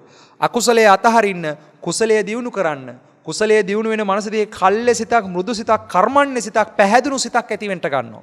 අන්ගේ පැහැදුණු සිත, කර්මන්නේ සිත, පැහැදිලි සිතෙන් තමයි විමෝක්ෂ ඥානය පහළ කරගන්නේ. ලෝකෝත්තර සිත අවබෝධ කරගන්න හැකියාව ලැබෙන්නේ. ලෝකෝත්තර අවබෝධයටපත් වෙන්නේ කල්යාණ මිත්‍ර සම්පත්තිය සද්ධම්ම ශ්‍රවණයේ තුල. යෝනි හේව ಜಾති ධර්මයේම විනිවිද දකින්න තැනකදී මේ ಜಾති ධර්මයන්ගේ ඉදප්පච්චේතාව මනා ලෙස වටහා ගන්නා තැනකදී ඒ ඉදප්පච්චිතා මූල ධර්මයේ පටලව ගන්න නැතුව මනා ලෙස වටහා ගන්නා තැනකදී තමයි පින්වතුනි අපිට මේ කියන ලෝකෝත්තර විමුක්තිය අවබෝධ කරගන්න හැකියාව ලැබෙන්නේ. එතකොට එතනදී ඒ අවබෝධය කාටවත් දෙන්න බෑ. තම තනන පමණින්ම අවබෝධ කරගන්න වැඩපිළිවෙලක්. එතකොට ඒ අවබෝධය තුළ අපි මෙතන හැබැයි ගත්තොත් සිත ප්‍රබහස්වරයි, ඒ හිත පලින් හට ගන්නවා, පස්සේ කුසල අකුසල් එනවා කියලා ගත්තොත් ඒ ධර්මයට අභූතයෙන් චෝදනා කිරීමත් බුදුහාමුදුරන්ට ධර්මයට සංඝයාට අභූතයෙන් චෝදනා කරන වැඩපිළිවෙලක්. ඒක නිසා පරිස්සමෙන් මේක අල්ල ගන්න ඕනේ, මේක තෝර ගන්න ඕනේ. මෙතන මේ ප්‍රබහස්වරත්වය කියලා කියන්නේ ආර්ය ප්‍රබහස්වර භාවය නෙමෙයි. මෙතන ප්‍රභාස්වරත්වය කියලා කියන්නේ සිතේ මූලික මට්ටම, සිතක් හට ගන්නකොට තියෙන මූලික අරමුණේ එන මූලික මට්ටම. දැන් මේ මට්ටම අපිට අල්ලන්න බෑ පින්වතුනි. මේවා ඇත්තටම අව්‍යාකෘත සිත්. අව්‍යාකෘත සිත් කියන එක කවදාකවත් අපිට ඒ මට්ටම ගෝචර නැහැ.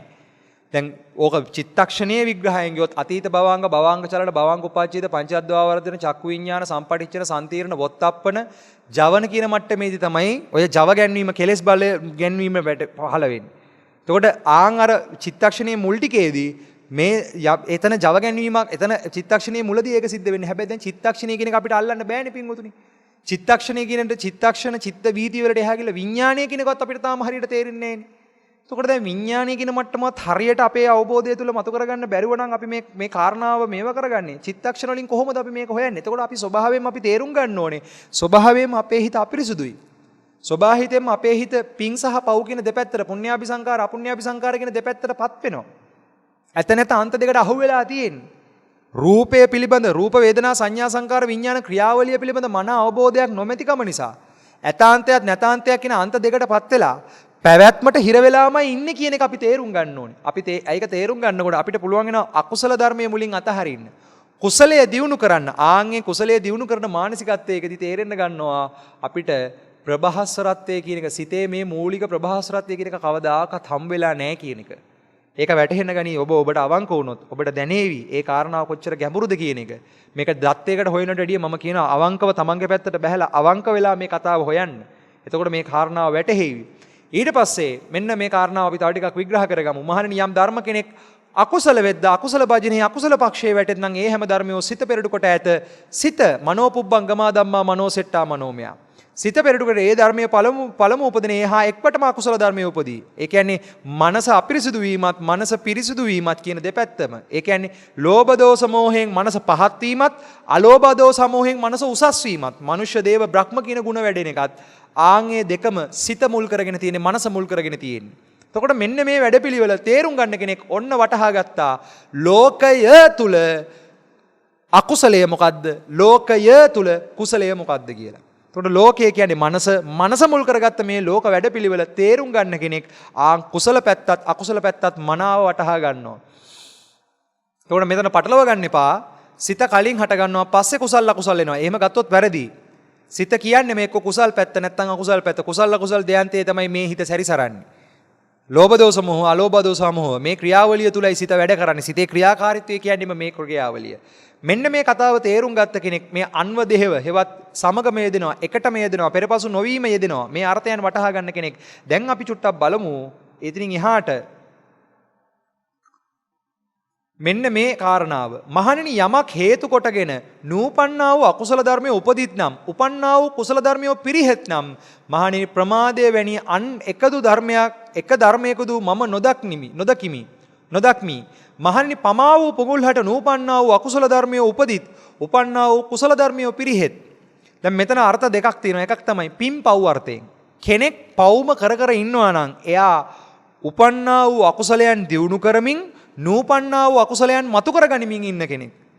උපන්නා වූ කුසලයක් තියෙනවා නම්, පිනක් යහපතක් තියෙනවා නම් ඒක නැති කරගෙන නූපන්නා වූ කුසලයේ නූපදවාගෙන ඉන්න කෙනෙක්. එයා ප්‍රමාද කෙනෙක්. ඊළඟට මහණෙනි යමක් හේතු කරගෙන නූපන්නා වූ කුසල ධර්මයේ උපදින්නම් උපන්නා වූ කුසල අකුසල ධර්මයේ පිරිහෙත්නම් මහණෙනි අප්‍රමාදයේ වැනි එක් ධර්මයකද මම නොදකිමි නොපමා පුගුල්හට නොපමා වූ කුසල ධර්මයේ උපදින්නම් උපදින්නා වූ කුසල අකුසල ධර්මයේ පිරිහෙත් යමෙක් අප්‍රමාදීව කුසලයේ උපදිනවා නම් ඒ කියන්නේ පිං මානසිකත්වයේ උපදිනවා නම් පව් මානසිකත්වයේ අයින් කරමින් පිං මානසිකත්වයේ තුල ජීවත් වෙනවා නම් අන්නේ ඒ තුල එයා ප්‍රමාදයක් නැති අප්‍රමාදීව ක්‍රියාත්මක වෙන කෙනෙක් කියලා අපිට මේක සාමාන්‍ය මතු පිට අර්ථයකින් ගන්න පුළුවන්. මේකෙම ලෝකෝත්තර අර්ථයකට ගියොත් ගැඹුරු අර්ථයකට ගියොත් සසර පැවැත්ම පිළිබඳ ඇත්ත ඇතිසැටියෙන් නොදන්නා වූ සත්‍ය ඥානය තමයි කුසලය කියලා කියන්නේ. කුසල ඥානය. සසර කියන්නේ නිවන. සසර කියන්නේ අකුසලය. නිවන අවබෝධ කරගන්න කියන්නේ කුසල වැඩපිළිවෙල. එතකොට කුසලය මතුවෙනවා නම් සත්‍ය ඥානය මාතු කරගන්න යන වැඩපිළිවෙල තුල කුසල ධර්මය දියුණු කරන්න කියලා කියනවා. එතන කුසල ඥානය දියුණු කරන්න කියනවා. ආන්ගේ ඥානය දියුණු කරනකොට ඒ ඥානය බලවත් වෙනකොට අකුසලයේ ප්‍රහීන වෙනවා. පැවැත්මෙන් නිදහස් වෙනවා. පැවැත්ම බිඳහැරෙන්න පැවැත්ම නූපන්නා වූ අකුසල් නූපද වීමටත් උපන්නා වූ අකුසල් ප්‍රහීන කිරීමටත් නූපන්නා වූ කුසලයන් දියුණු කිරීමටත් උපන් කුසලයන් වැඩි දියුණු කිරීමටත් දක්ෂ වෙන්න ඕනේ අපි. එතකොට පින්පව් කියන අර්ථයෙන් ගන්නත් පුළුවන්. සසර නිවන කියන අර්ථයෙන් කුසල අකුසල් ගන්නත් පුළුවන්. මේක හොඳට වටහා ගන්න පුංචි කාරණාවක් අපි පෙන්වන්නම්. මේ ඇත්ත සෑම සිළු දෙනා මෙන්න මේක පොඩ්ඩක් බැලුවොත් ප ဋ ාණ ප්‍රකරණය ප ဋ ාණ ණය නිරූපණේ හේතුපච්චය මේක විග්‍රහ කරනවා. හේතු ශබ්දයේ නොයෙක් අර්ථවල යෙදෙයි. එහෙයින් මූලයේ යන අර්ථය මෙතන හේතු ශබ්දයේ යෙදී ඇත. යම් ධර්මයක් ඉපදීමට හෝ පැවැත්මට මූලයේ වශයෙන් සිටමින් උපකාරී වීම හේතුපච්චය නම් වේ. මෙහි හේතු වශයෙන් ගෙන ඇත්තේ අලෝභ, අදෝස, අමෝහ, ලෝභ, දෝස, මෝහ යන සයයි. මේවායින් ලෝභ, දෝස, මෝහ යන හේතු තුන අකුසලමය.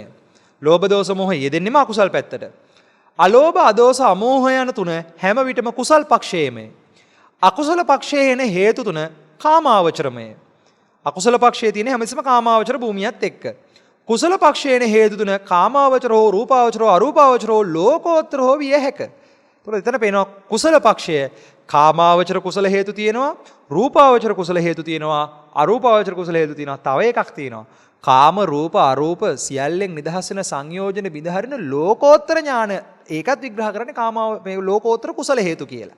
ඒතර මම ඉස්සෙල්ලා කියපු කාරණාව නැවත වැටහෙනවා නම් පින් පැත්තට අලෝභ දෝස සමෝහ, පව් පැත්තට ලෝභ දෝස මෝහ. එතකොට පින් පැත්තට අලෝභ දෝස සමෝහ වෙනකොට පව් පැත්තට ලෝභ දෝස මෝහ වෙනකොට කාමාවචර විදිහට අන්න කාමාවචර අකුසල ධර්ම ලෝභ දෝස මෝහ. කාමාවචර කුසල ධර්ම ආං පින් මානසිකත්වය මනුෂ්‍ය ධර්මය. කාමාවචර කුසල ධර්ම දේව ධර්ම. කාමාවචර කුසල ධර්මයට එහා ගියපු රූපාවචර කුසල ධර්ම මොනවද? ආනෙන්ජාබි සංකාර. මොනවද? රූපාවචර අරූපාවචර දැහැන්. එතකොට මේ ඔක්කොම අයිති වෙන්නේ කුසල පක්ෂයට. කුසල පක්ෂයට. මෙන්න මේ වැඩපිළිවෙල කාමාවචර රූපාවචර අරූපාවචර ලෝකෝත්තර විය හැක. එතකොට කුසලය ඕම් විග්‍රහ කරනවා අකුසලය කාමාවචර පැත්තට, කාමාවචර අකුසල පැත්ත ලෝභ දෝෂ මෝහ මුල් කරගෙන, කුසලය අලෝභ අදෝස අමෝහ මුල් කරගෙන. මොනවද? කාමාවචර අලෝභ අදෝස අමෝහ, රූපාවචර අලෝභ අදෝස අමෝහ, අරූපාවචර අලෝභ අදෝස අමෝහ. ඒ හැම පැත්තටම අලෝභ දෝස අමෝහ. එතකොට දැන් මේ කියන පැවැත්මට අදාළව ලෝභ දෝස මෝහවත් අලෝභ දෝස අමෝහවත් කියන මේ හේතු හයෙන්ම නිදහස් වෙන්න වැඩි යුතුයි. මොකද්ද? ලෝකෝත්තර අලෝභය, ලෝකෝත්තර ආදේශය, ලෝකෝත්තර අමෝහය. ඒ කියන්නේ ශුන්‍යතා ධර්මයේ විමෝක්ෂ කතාව මුල් කරගත්ත, සාමොක්කාංශික ධර්මයේ මුල් කරගත්ත ස්කන්ධ ධාතු ආයතන පටිච්චසමුප්පාද විදිහට මේ ධර්මයේ ගැඹුර විනිවිද පෙන්වන ඒ ධර්මයේ පටලව ගන්න නැතුව මනා ලෙස වටහා ගන්න උතුම් ඥාන දර්ශනය තුල තමයි මොකක් ලැබෙන්නේද අපිට? ලෝකෝත්තර කුසලයේ ලැබෙන්නේ. එතකොට මේ කතාව පැහැදිලි වෙවි මෙන්න මේ ස්වභාවය තුල හොඳට බලන්න. හේතු ප්‍රධාන වශයෙන් කොටස් තුනකට කඩනවා: කාමාවචර, රූපාවචර, අරූපාවචර. ඒ කාමාවචර ධර්ම, රූපාවචර ධර්ම, අරූපාවචර ධර්ම ප්‍රධාන කොටස් 6යි. අලෝභ අදෝස අමෝහ, ලෝභ දෝස මෝහ. අලෝභ අදෝස අමෝහ, ලෝභ දෝස මෝහ. අලෝභය සහ ලෝභය කියලා කියන්නේ පැවැත්ම තුල කැමැත්ත. රාගය. අද්වේෂය සහ ද්වේෂය කියලා කියන්නේ ද්වේෂය. අමෝහය සහ මෝහය කියලා කියන්නේ මෝහය. ඇයි? මෙතන මේ විග්‍රහ කරන අලෝභය කියලා කියන්නේ බ්‍රහ්ම කැමැත්තක් තියෙන තැන. දේව කැමැත්තක් තියෙන තැන. අද්වේෂය කියලා කියන්නේ දිව්‍ය ලෝකේ ගියත් දිව්‍ය ලෝකේ ඉන්න කෙනාටත් දිව්‍ය ලෝක පැවැත්ම රැක ගන්න තියෙන කැමැත්ත තියෙන නිසාම ගැටීම් කියන සහගත හැඟීම. ඒ කියන්නේ අනුශය ධර්ම ඒගොල්ලෝ ගාව තියෙනවා. ඒකට රාග දේශ මෝහ කියන අනුශය ධර්මයන්ගේ ක්‍රියාකාරීත්වය නිසාම අලෝභ අදෝස අමෝහ ලෝභ දෝස මෝහ කියන මේ සමස්ත වැඩපිළිවෙලම අපිට කතා කරන්න පුළුවන් හේතු විදිහට ඒ සමස්තය අපිට විග්‍රහ කරන්න පුළුවන් සසර. මේ මොහොත තුල ගොඩනැගෙන මේ ගොඩනැගීම නැත්තම් අතීත වර්තමාන අනාගත දුර ළඟ සියුම් ඝන හීන ප්‍රනීත අජ්ජත පහිත කියන 11 ආකාර ස්කන්ධ ප්‍රඥප්තිය මුල් කරගෙන ගොඩනැගෙන සමස්ත වැඩපිළිවෙල තමයි සංසාරය. එතකොට මේ සංසාරයේ මේ සසර ක්‍රියාවලිය ඇත්ත නොදන්නා කමමයි මෝහය, මෝහාන්ධකාරය. ඒ මෝහාන්ධකාරය මතයි ද්වේෂය සහ රාගය කියන වැඩපිළිවෙල ක්‍රියාත්මක වෙන්නේ. එතකොට මෙතනම තමයි සංස්කාර දුක්ඛය, දුක්ඛ දුක්ඛය, විපරිණාම දුක්ඛ කියන දුක්ඛ දුක්ඛ විපරිණාම දුක්ඛ සංස්කාර දුක්ඛ හේබත් පෙර නොඇසු විරූ දුක නොදන්නා කමමයි මෙන්න මේ සාංශාරික වැඩපිළිවෙල. එතකොට සසරින් එතර වෙන්නට අවබෝධ කරගත යුතු එකක් තියෙනවා ලෝකෝත්තර හේතු. මොනවද? ලෝකෝත්තර අලෝභය, අද්වේෂය, අමෝහය. ඒ කියන්නේ රාගක්ෂය, දේශක්ෂය, මෝහක්ෂය. මෝහය ප්‍රහීන කරන අවබෝධයක් තුල තමයි රාගදේශ ප්‍රහීන වෙන වැඩපිළිවෙල අපිට අවබෝධ වෙන්නේ. ආන්ගේ අවබෝධය තුල ලෞතුරු නිවන හේවත් ශුන්්‍යත කතාව විමෝක්ෂ කතාව අවබෝධ කරගන්න ප්‍රතිපදාව තමයි කෙනෙක් තේරුම් ගත යුත්තේ මොකක් මුල් කරගෙනද? කෙනෙක් මේ කතාව තේරුම් ගත යුත්තේ පින්වතුනි දාන කතා, සීල කතා, සග්ග කතා, කාමයේ ආදීනව, නෙක්ඛම්මේ ආනිසංස මුල් කරගෙන කල්ලේ සිත් ඇතිව මෘදු සිත් ඇතිවයි මේ කතාව වටහා ගන්න තියෙන්නේ. ඒකයි තථාගතයන් වහන්සේ පෙන්වන්නේ. මෙතන හොඳට තෝරගන්න. ඉක්බිති භාග්‍යවතුන් වහන්සේ උපාලි ගැහැවියට පිළිවෙල කතාව වදාළසේක. ඒ මෙසේය දාන කතා, සීල කතා, ස්වර්ග කතා, කාමයන්ගේ ආදීනවේ ලමු භවය, කෙලිසිලි භවය, නෙක්ඛම්මේ ආනිසංසය යන මේ වදාළසේක. යම් විටක භාග්‍යවතුන් වහන්සේ උපාලි ගහපති වූ කල්ලේ සිත් ඇත්තා වූ මෘදු සිත් ඇත්තා වූ විනීවරණ සිත් ඇත්තා වූ අන්න අර කියන ගුණය තුල දාන කතාව, සීල කතාව, සර්ග කතාව, කාමයේ ආදීන දකින, නෙක්ඛම්මයේ ආනිසංස දකින මේ ගුණය මුල් කරගෙන නෙක්ඛම්මයේ ආනිසංස දකිමින් යන මේ වැඩ පිළිවෙල තුළ කල්ලේ සිතක්, මෘදු සිතක්, ලෞකික ප්‍රභාස්වරත්වයක් ඇති වෙනවා. කෙලෙස් යටපත් වෙච්ච මානසිකත්වයක්. මෙන්න මේ මානසිකත්වයේ තුලින් මෙන්න මේක උපකාර කරගෙන, ඒ කියන්නේ අලෝභ, අදෝස, අමෝහ ගුණය මුල් කරගත්ත තැනකදී ආන් අවබෝධ කරනවා මොකද්ද පින්වතුනි අනුපූර්ව ප්‍රතිපදාවෙන් අනුපූර්ව ශික්ෂාවෙන් ඇවිල්ලා මොකද්ද අවබෝධ කරගන්නේ? විමෝක්ෂ කතාව. ඒ කියන්නේ පෙනෙන දේවල් ගැන කතා කරන එකක් නෙමෙයි මේ විමෝක්ෂ කතාව. පෙනෙන දේවල්, ඇහෙන දේවල්, දැනෙන දේවල්, විඳින දේවල් ගැන, කියන්නේ සත්ව පුද්ගලයෝ ගැන කතා කරන ශාසනයක් නෙමෙයි මේ ශාසනය. සත්ව පුද්ගල සංඥාව ලැබෙන තැන ඒ ක්‍රියාවලිය පිළිබඳ සාකච්ඡා කරන ශාසනයක්. ඒ ක්‍රියාවලිය තුල දැකිය යුතු ප්‍රඥාවන්තව දැකිය යුතු දුක සාකච්ඡා කරන ශාසනයක්. පෙනීම, ඇහිීම, දැනීම, විඳීම කියන මේ සමස්ත ක්‍රියාවලිය සංස්කරණය කරලා මින් ගොඩනැගෙන සංකතං අபிසංකරෝති සංස්කාරං කියලා මේ ගොඩනැගෙන ක්‍රියාවලිය පිළිබඳව සාකච්ඡා කරන ශාසනයක්. මෙන්න මේ කාරණාවන් වටහා ගන්න තැනක හේවත් ස්කන්ධ ප්‍රඥප්තියේ ඇත්ත ඇතිසැටියෙන් විනිවිද දකින්න තැනකදී තමයි අපිට හම්බ වෙන්නේ මොකද්ද? විමෝක්ෂ කතාව, ශුන්්‍යත කතාව. එතකොට ඒ අවබෝධය දැන් අද කෙනෙක් ඉන්න පුළුවන් මෙන්න මෙහෙම. මම මේ පීරිසියට බැඳෙන්නේ නැහැ. මෙයා ඉන්නේ මොකේද? මෙයා දැන් හිතන්න මෙතන පීරිසියට මේ ගෑනු කෙනෙක් ඉන්නවා කියලා. මේ ගෑනුත් එක බැඳිලා වැඩක් නැහැ නේ. මේ ගෑනු කෙනා ගැන මගේ හිතේ හදාගන්න එකෙන් මගේ කැමැත්ත ඉෂ්ට වෙන්නේ නැහැ නේ. හිතේ කැමැත්ත ඉෂ්ට වෙන්නේ නැහැ නේ. ආස්වාදයේ කැමැත්ත ඉෂ්ට කරන්නේ නැහැ නේ. මෙයා පස්සේ දුවල වැඩක් නැහැ නේ. ඒක හොඳයි. ඒ අදහසම කල්ලේ සිතක්. කල්යාණ සිතක්, පිරිසිදු සිතක්. හැබැයි පූර්ණ පිරිසිදු භාවය නෙමෙයි. විමෝක්ෂ කතාව නෙමෙයි. මොකද එයා විමෝක්ෂය තාම දැකලා නැහැ. එයාට මම මේකට උපාදානය නොවී ඉන්නවා. එයාට උපාදානය නොවී ඉන්න දෙයක් තියෙනවා. බුද්ධ ශාසනයේ උපාදානීය තුලින් දෙයක් හම්බ වෙනවා මිසක් දෙයක් තියෙන දෙයකට උපාදාන වෙනවා කියලා ගත්තොත් ඒ අර්ථය වැරදි. බුද්ධ ශාසනය උගන්වන්නේ, මේ බුද්ධ දේශනාව තුළ උගන්වන්නේ උපාදානීය තුලින් දෙයක් හම්බ වෙන අවබෝධයක්.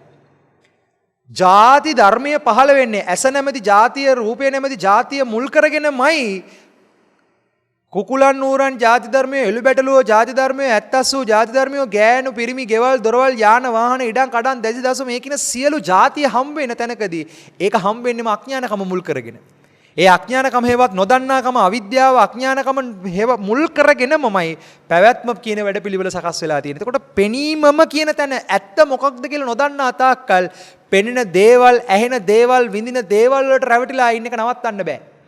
උට පෙනීමම විනිවිද දකින්න තැනකදී පංචකාම ගුණයම පිරිසිදු දකින්න තැනකදී උපාදානීය ධර්මයේම පිරිසිදු දකින්න තැනකදී මෙන්න මේ කියන පෙනීම කියන සංසිද්ධියේම ඇත්ත මොකක්ද කියන එක. ඒ කියන්නේ මේ සතර මහා භූත මේ ඇහි ඇත්ත මොකක්ද කියලා බලන එක නෙමෙයි.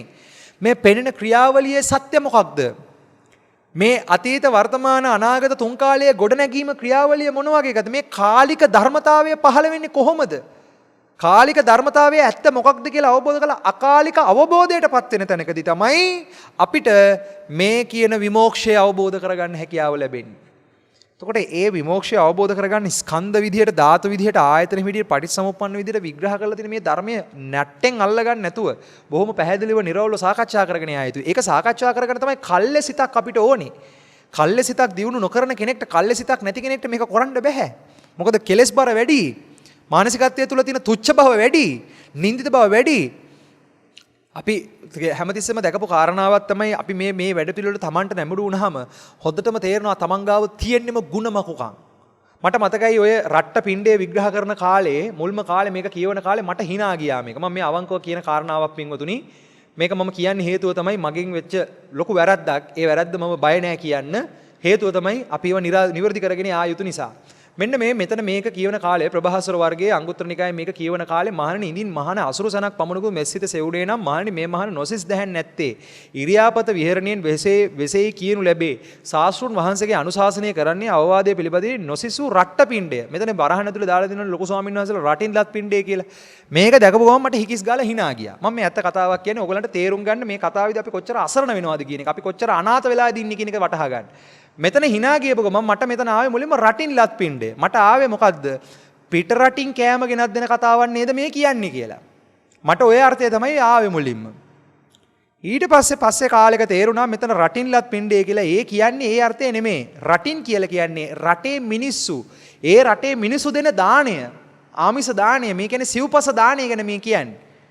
තවත් මේක ගැඹුරට විමර්ශනය කරනකොට තේරෙන්න ගත්තා මෙතන රට්ට පිණ්ඩය වළඳනවා කියලා මෙතන අර්ථවත් කරන්නේ ශාස්ත්‍රූන් වහන්සේගේ ධර්ම දායාදයේ මනාකොට ඇසුරු කරගෙන ජීවත් වෙන වැඩපිළිවෙල මේ රටින් ලත් පිණ්ඩය කියලා කියන්නේ.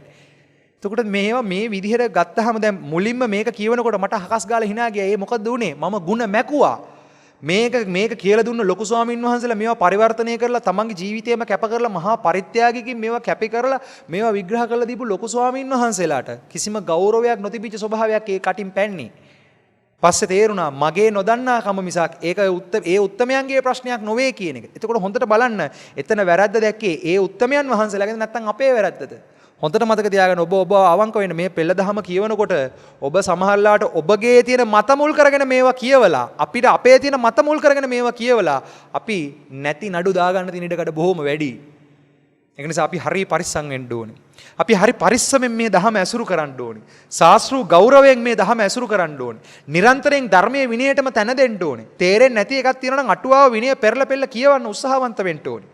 ඒ වගේම තමයි මේ කරුණු කාරණාවන් වික්ත විනීත විශාරද බහුශෘත ධර්මදර ධම්මානුපතිපන්න ස්වාමිපාදයන්න් වහන්සේලා මේවේ අර්ථයන් ධර්මයන් මනාලෙස විග්‍රහ කරනකොට ඒ විග්‍රහයන් ශ්‍රවණය කරන්න ඕනේ. ලංකාද්වීපයේ ලෝකෙත් එහෙම උත්තමයන් වහන්සේලා වැඩ ඉන්නවා. ඒ කරුණු කාරණාවන් මනාලෙස විග්‍රහ කරලා දෙන කල්යාණ මිත්‍ර යතිවරයන් වහන්සේලා වැඩ ඉන්නවා. උන්වහන්සේලාගේ දේශනාවන් මනාකොට ශ්‍රවණය කරමින් මනාකොට විමර්ශනය කරමින් මනාකොට අවබෝධ කරගන්න අපි උත්සාහවන්ත වෙන්න ඕනේ. නැත්තම් අපිට ඕනේවට අපි එකපාරට මෙතන රට්ට පින්ඩය කියලා ගමන් රටින් ලත් පින්ඩය කියපුව ගමන් අපිට එන්නේ අපේ තියෙන කාලකන්නිකමට, අපේ තියෙන ಗುಣමකුකමට අපිට එන්නේ මොකද්ද? මේ ලොකු හාමුදුරුවන්ට වැරදිලා කියලා. උන්වහන්සේලාට වැරදිලා නෑ පින්වතුනි. උන්වහන්සේලා මේකේ අර්ථය මතුවෙන විදිහට ලස්සනට වචනේ දාලා තියෙනවා. අපේ නොදන්නා කම නිසා, අපේ නොතේරුම් කම නිසා ඒ උත්තමයන් වහන්සේලාට වැරද්ද පටවන්න. අද මම සමහරවිට සමාජ මාධ්‍යවල පවා දකිනවා ත්‍රිපිටකය සිංහලට පරිවර්තනය කරපු පෘථග්ජන භික්ෂූන් කියලා. ඒ මහා යතිවරයන් වහන්සේලාට පහර ගහන අවස්ථා ඕන තරම් තියෙනවා. පින්වතුනි ඉල්ලීමක් කරනවා. කියවන්න පොල්වත්තේ බුද්ධදත්ත ස්වාමිපාදයන්න් වහන්සේගේ පාලි සාහිත්‍යය කියන පොත. ඒ වගේම තමයි ත්‍රිපිටක පොත ටික කියවන්න කලින් සංඥාපන ටික හොඳට කියවන්න. ඒව ටික කියවනකොට තේරෙයි මේක සිංහල පරිවර්තනය කළා මේ විදිහට හරි අපිට අද මේක මතු කරගන්න. දැන් අද ගොඩක් දෙනෙක් පාලි දන්නේ නැති කට්ටිය මේ සිංහල එක කියවලා ඉවර වෙලා මේ සිංහල එකෙන්ම අර්ථය Tamanට ඕනේ අර්ථය අරගෙන ඉවර වෙලා ඒක අර්ථ විවරණය කරපු මේක පරිවර්තනය කරපු උත්තමයන්ට පහර ගහනවා. ඒගොල්ලෝ වැරදිකාරයෝ කරලා Taman දන්නේ නැහැ Taman නඩුවක් දාගෙන. මොකද්ද දාගත්ත නඩුව?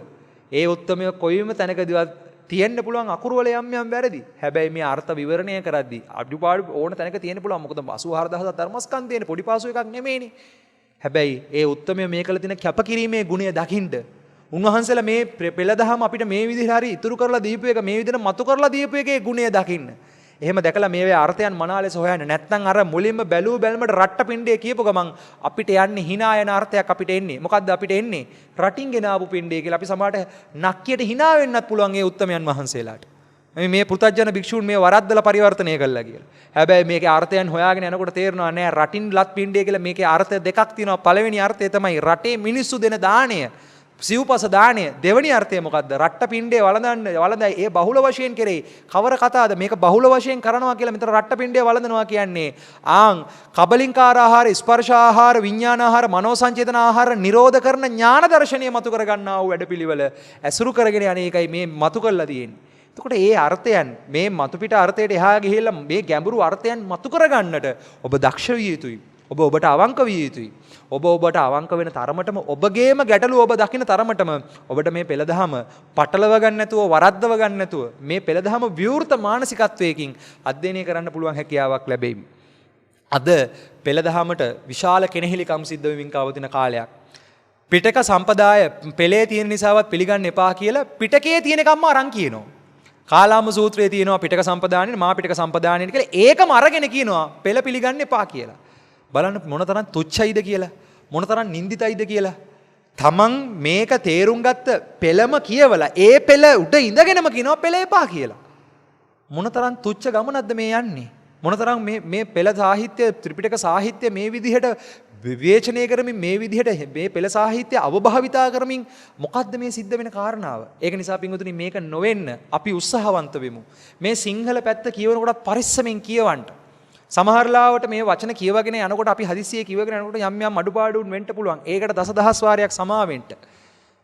මේක නැවත නැවතත් මතක් කරනවා. පෙළ අධ්‍යයනය කරනකොට ඉතාම පරිස්සමෙන් අධ්‍යයනය කරන්න. විශේෂයෙන්ම අද උගත් සම්මත බොහෝ දෙනෙක් ත්‍රිපිටකය කියවනවා අපි දකිනවා. සමාජයේ ලෝකයේ පුරාවටම උගත් සම්මත පිරිස් විශාල පිරිසක් ත්‍රිපිටක සාහිත්‍ය කියවන ත්‍රිපිටකයේ කියවන්නට නැඹුරු වෙමින් තියෙනවා. ඒ නැඹුරු වීම තුළ ඒ ඇත්තන්ගෙන් ඉල්ලීමක් කරනවා. අනේ කරුණා කරලා මේවා මතු පිටින් කියවලා තම තමන්ට ඕනේ අර්ථකථනයන් දෙන්න යන්න එපා. තම තමන්ට හිතන අර්ථකථනයන් මේකේ මතු කරන්න යන්න එපා. හැමතිස්සම ව්‍යක්ත විනීත විශාරද බහුශ්‍රතව පෙන්වලා තියෙන අර්ථයන් හොයන්න. මේ කරුණු කාරණාවන් විමසන්ට. එසේ විමසමින් ඒ අර්ථකථන මතු කරගන්න. නැත්තම් වෙන වැඩේ තමයි මේ පෙළ දහමම කියවලා මේ පෙළ දහමේම වැරදි අර්ථකථනයක් සමාජගත වෙන්න තියෙන අවස්ථා බොහෝම වැඩි. හැමතිස්සම මතක තියාගන්න ඔබ හොයන්න අනුපූර්ව ප්‍රතිපදාව. අනුපූර්ව ප්‍රතිපදාව සොයන කෙනෙක්ට අනුපූර්ව ප්‍රතිපදාව අවබෝධ කරගන්න උත්සාහවන්ත වෙන කෙනෙක්ට මේක පැටලෙන්නේ නැහැ. ඒකයි දැන් බුදු පියාණන් වහන්සේ හැම තැනම අනුපූර්ව ප්‍රතිපදාව දීලා තියෙන්නේ. බුදුහාමුදුරුවෝ පෙන්නනවා අසත්පුරුෂ ධර්මයේ දුරු කළ යුතුයි සත්පුරුෂ ගුණය දියුණු කළ යුතුයි. කොහෙද තියෙන්නේ? සබ්බාසව සූත්‍රයේ. සත්පුරුෂ ධර්මයත් ආර්ය ධර්මයත් මනාකොට දකින්න කියලා කියනවා. මනාකොට අවබෝධ කරගන්න කියනවා. මනා ලෙස වටහා ගන්න කියනවා. ඊළඟට මෙතන උපාලි සූත්‍රයේ කියනවා දාන කතා, සීල කතා, සර්ග කතා, කාමයේ ආදීනව, ලමු භවයේ, කෙලෙසිලි භවයේ, නෙක්ඛම්මේ ආනිසංසය යන මේ වදාළසේක යම් විටක භාග්‍යතුන් වහන්සේ උපාලි ගහපතියේ කල්ල සිත් ඇත්තා වූ, මෘදු සිත් ඇත්තා වූ, විනීවරණ සිත් ඇත්තා වූ, උදග්‍ර සිත් ඇත්තා වූ, ප්‍රසන්න සිත් ඇත්තා වූ දැනගත් එකල්හි බුදුවරුන්ගේ සාමොක්කාංශික දේශනාව. බුදුහාමුදුරුවන්ට දැනුණහම මේ කෙනාගේ මනස දැන් පිරිසිදු වෙලා, ඒ කියන්නේ මනසේ බර අඩු වෙලා, කල්ල සිතක් ඇති වෙලා තියෙන පැහැදුණු සිතකින් ඉන්නේ කියලා ආන්ගේ පැහැදුණු මනසදිම තමයි උන්වහන්සේ සාමොක්කාංශික ධර්ම දේශනාව කරන්නේ. ඉතින් ඒ සම්ප්‍රදාය අනුගමනය කරන යතිවර පරම්පරාවක් අදටත් මේ ධර්මතලයේ මත ජීවමානයි. එතකොට ඒ උත්තමයන් වහන්සේලාගේ ඒ කාරණාවන් මනා ලෙස වටහා ගන්නවා ශ්‍රවණය කරන හොඳටම තේරෙවි. පැයක බණක් සමහරලාට ඇහුණත් මුලින් දේශනාවේදී ලස්සනට මේකින දාන කතා, සීල කතා, සර්ග කතා, කාමයේ ආදීන, නෙක්ඛම්මයේ ආනිසංස මනා ලෙස පෙන්නලා දීලා අනුපූර්ව ගේනවා විමෝක්ෂ කතාවට. පිනේ වටිනාකම පෙන්වා දෙමින් කුසලයේ අවබෝධ කරගන්නට අපිව මෙහෙවන දේශනා ඕන තරම් අද මේ සමාජයේ තියෙනවා.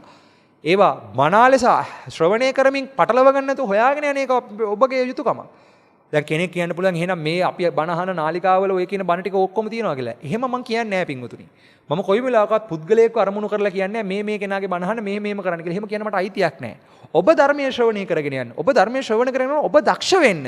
අනුපූර්ව ප්‍රතිපදාව මනා ලෙස විග්‍රහ කරලා දෙන දේශනාවන් වටහා ගන්න.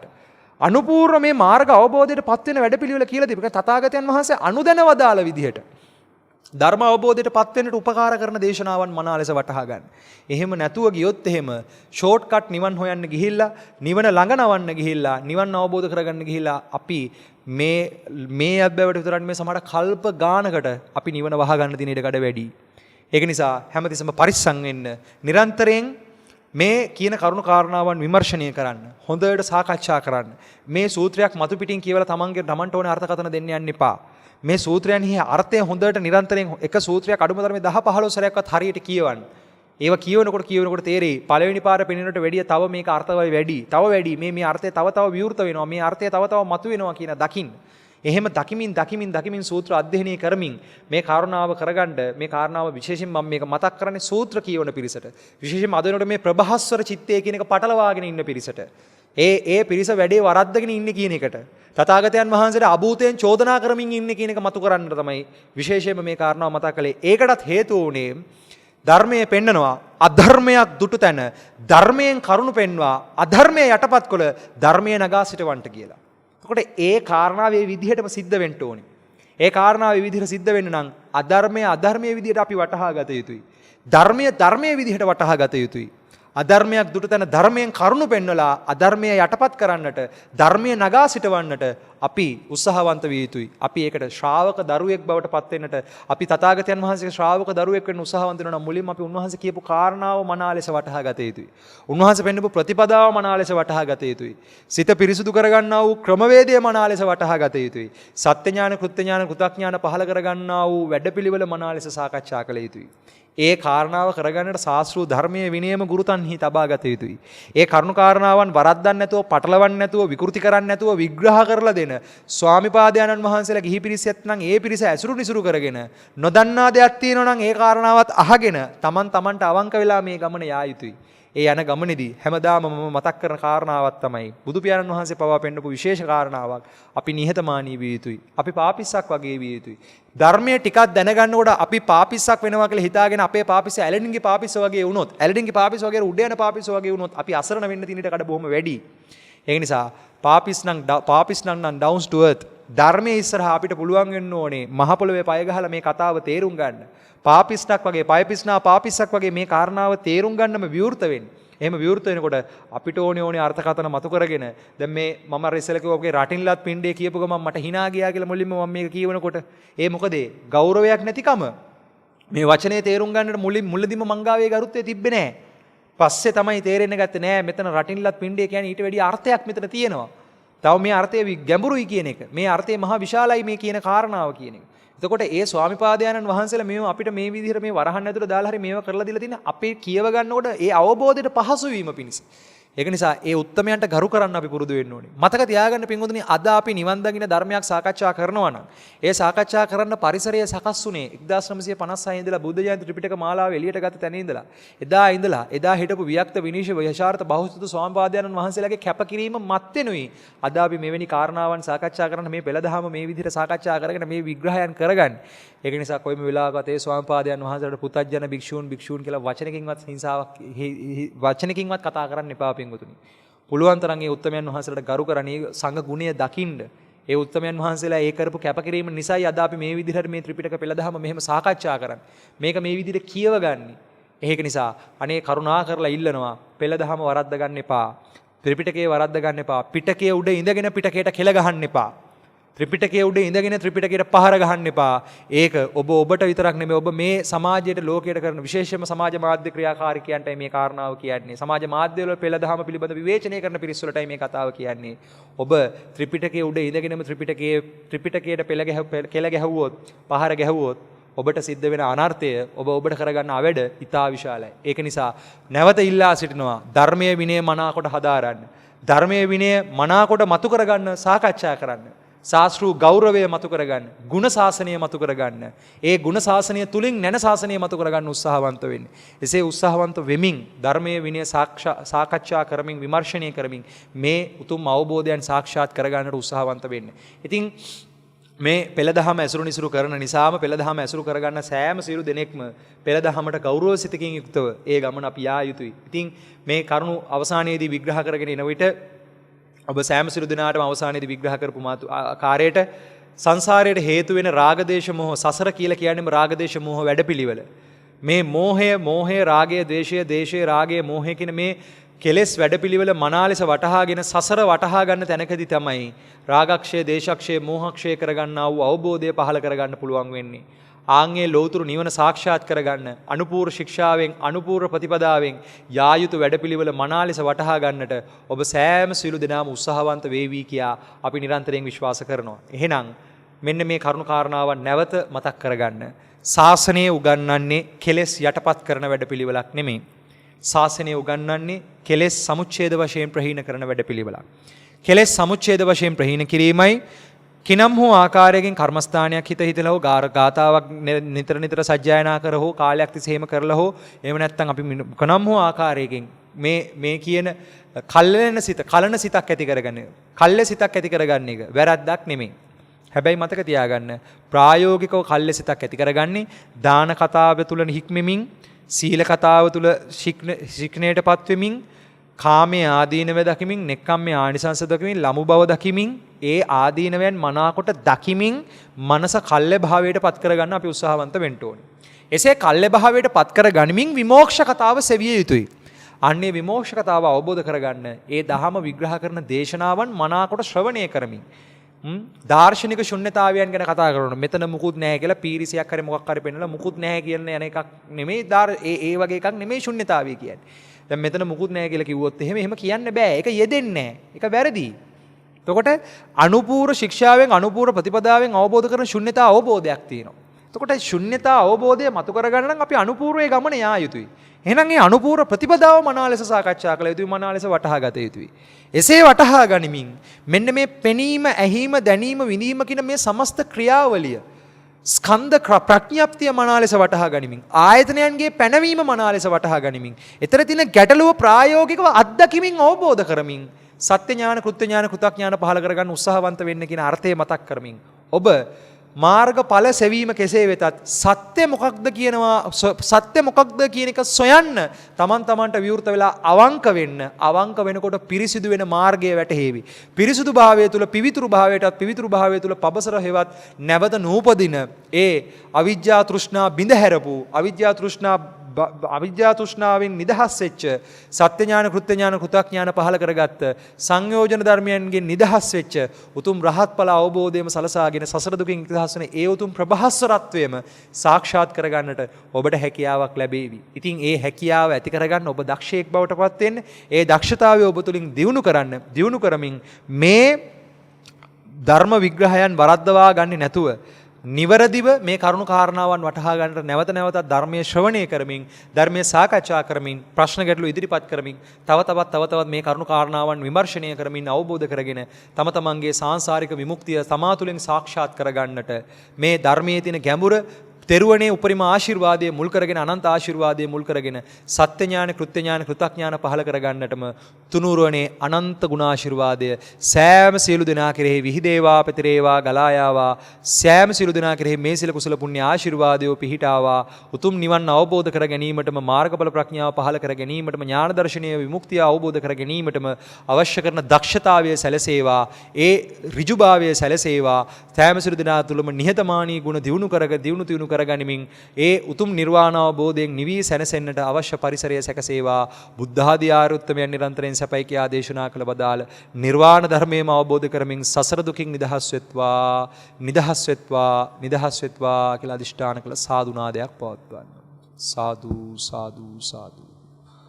හොඳයි පින්වතුනි, අද මේ උතුම් ධර්ම දේශනාව අපි මේ සිද්ධ කරගන්නට යෙදුණු ධර්ම දානමය පින්කම අපි සාකච්ඡා කළේ ප්‍රභාස්වර චිත්තය පිළිබඳව, ප්‍රභාස්වරත්වයේ පිළිබඳව. ඒ අර්ථයන් යෙදෙන විදිහ මොන වගේද කියන එක අපි දේශනාව තුළ සාකච්ඡා කරන්නට යෙදුණා.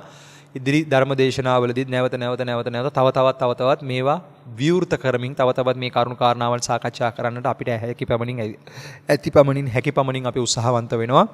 ඒවැ තියෙන ශාස්ත්‍රීය ධර්මයේ ශාස්ත්‍රීය විනයම ගුරුතන්හි තබාගෙන කල්යාණ මිත්‍ර වහන්සේලාගේ අපිට ධර්මයේ පෙන්වලා දුන්න උතුම් කල්යාණ මිත්‍ර ගුරු දේවතාවුන් වහන්සේලාගේ ඇසුරු නිසුරු මුල් කරගැනීමෙන් ඒ ධර්ම මාර්ගයේ විවරණය කරගන්නට උපකාර කළා වූ සියලුම ගුරු දෙවි දේවතාවුන් වහන්සේලා මතක් කරන්නට කැමැති. ඒ වගේම තමයි මේ ශාසනික ජීවිතයට ඇතුල් වෙලා ධර්මය අවබෝධ කරගෙන මේ ගමනට යන්න උපකාර කරන විශාල පිරිසක් ඉන්නවා. ඒ සෑම සිළු දෙනාටම විශේෂයෙන්ම අපිව පැවිදි ජීවිතයට ඇතුළත් කරපු අතිගෞරවනීය අප නායක හිමිපාණන් වහන්සේලා වරක් ප්‍රමුඛ මහා සංඝරත්නයටත් ඒ වගේම තුන් නිකායෙම වැඩ වාසය කරන අතිගෞරවනීය වන්දනීය පූජනීය මහා සංඝරත්නයත් ඒ උන්වහන්සේලාගේ කැපවීම ඒ අනුශාසනාව මත මේ ධර්ම මාර්ගයේ තියෙන ගැඹුර වටහා ගන්නට අපි හැම කෙනෙක්ම උත්සාහවන්ත වෙමු.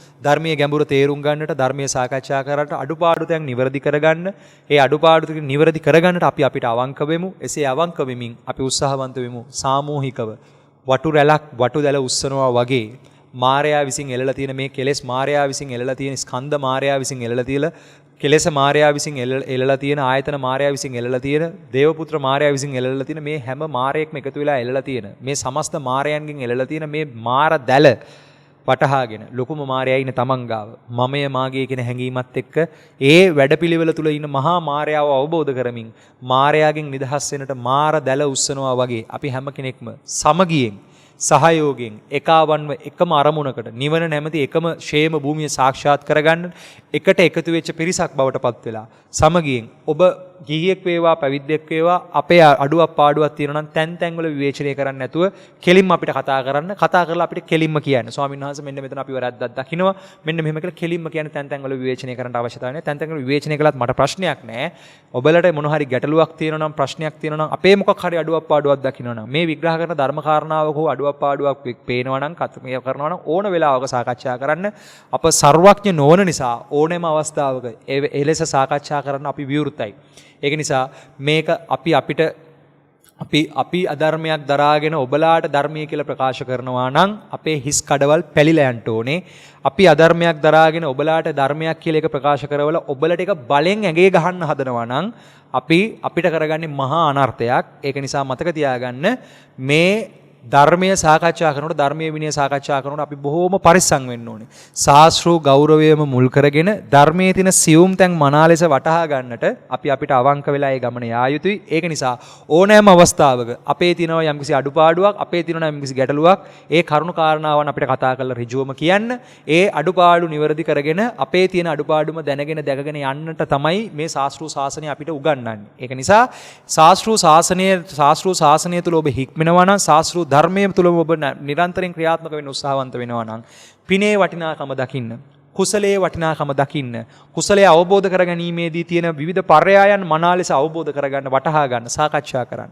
එසේ සාකච්ඡා කරමින් තව තවත් මෙවැනි ධර්ම දානමය පින්කම් සිද්ධ කරගෙන උත්සාහවන්ත වෙන්න ධර්මයේ විනය මනා ලෙස වටහා ගනිමින් ශාස්ත්‍රූ ධර්මයේ ශාස්ත්‍රූ විනය මනා ලෙස මතු කර ගනිමින් උතුම් බුද්ධ භාෂිතයම රැක ගනිමින් බුද්ධ භාෂිතය අවබෝධ කර ගනිමින් සත්‍ය ඥාන කෘත්‍ය ඥාන කෘතඥාන පහල කර ගනිමින් විමෝක්ෂ කතාව සාක්ෂාත් කරමින් සසර දුකින් නිදහස් වෙන්නටම ඒ උතුම් නැන ශාසනය පහල කර ගන්නට ගුණ ශාසනය මතු වේවා, ගුණ ශාසනයේ බලය වැඩි වේවා, ගුණ ශාසන බලය නැගිලා බලවත් වෙලා සමගිය සමාදානයේ සෑම සිරු දිනාගේ සිත් තුළ වැජඹේවා. සෑම සිරු දිනාට යහපත සිත සාන්තිය අභිවෘද්ධියම සැලසේවා. බුද්ධ ආදී ආර්යුත්තමයන් නිරන්තරයෙන් සපයි කියා දේශනා කළ වදාළ ඒ උතුම් චතුරාර්ය සත්‍ය ධර්ම අවබෝධයම පහල කර ගන්නටම මේ සියලු ව්‍යායාමයෝ එකසේ හේතු වාසනා වේවා වේවා වේවා කියලා අදිෂ්ඨාන කළා සාදුනාදයක් පවත්වන්න. සාදු සාදු සාදු. සබ්බීතියෝ විවජ්ජන්තු සබ්බ රෝගෝ විනස්සතු මාතේ භවත්වන්තරායෝ සුඛී දීඝායුකෝ භව භවතු සබ්බ මංගලං රක්ඛන්තු සබ්බ දේවතා සබ්බ බුද්ධානුභාවේන සදා සොත්ති භවන්තු තේ භවතු සබ්බ මංගලං රක්ඛන්තු සබ්බ දේවතා සබ්බ ධම්මානුභාවේන සදා සොත්ති භවන්තු තේ භවතු සබ්බ මංගලං රක්ඛන්තු සබ්බ දේවතා සබ්බ සංඝානුභාවේන සදා සොත්ති භවන්තු තේ අභිවාදන සීලිස්ස නිච්ඡං බුද්ධාපචායිනෝ චත්තාරෝ ධම්මා වඩ්ඩන්ති ආයුවන්නෝ සුඛං බලං ආයුරාෝග්‍ය සම්පatti සග්ග සම්පatti මේවච අතෝ නිබ්බාන සම්පatti මිනාතේ සමිජ්ජතු සෝවිසි අනන්ත වූ බලයෙන් සෑම සිළු දෙනා උතුම් නිර්වාණ අවබෝධය සලසා ගනිත්වා. තෙරුවන් සරණයි.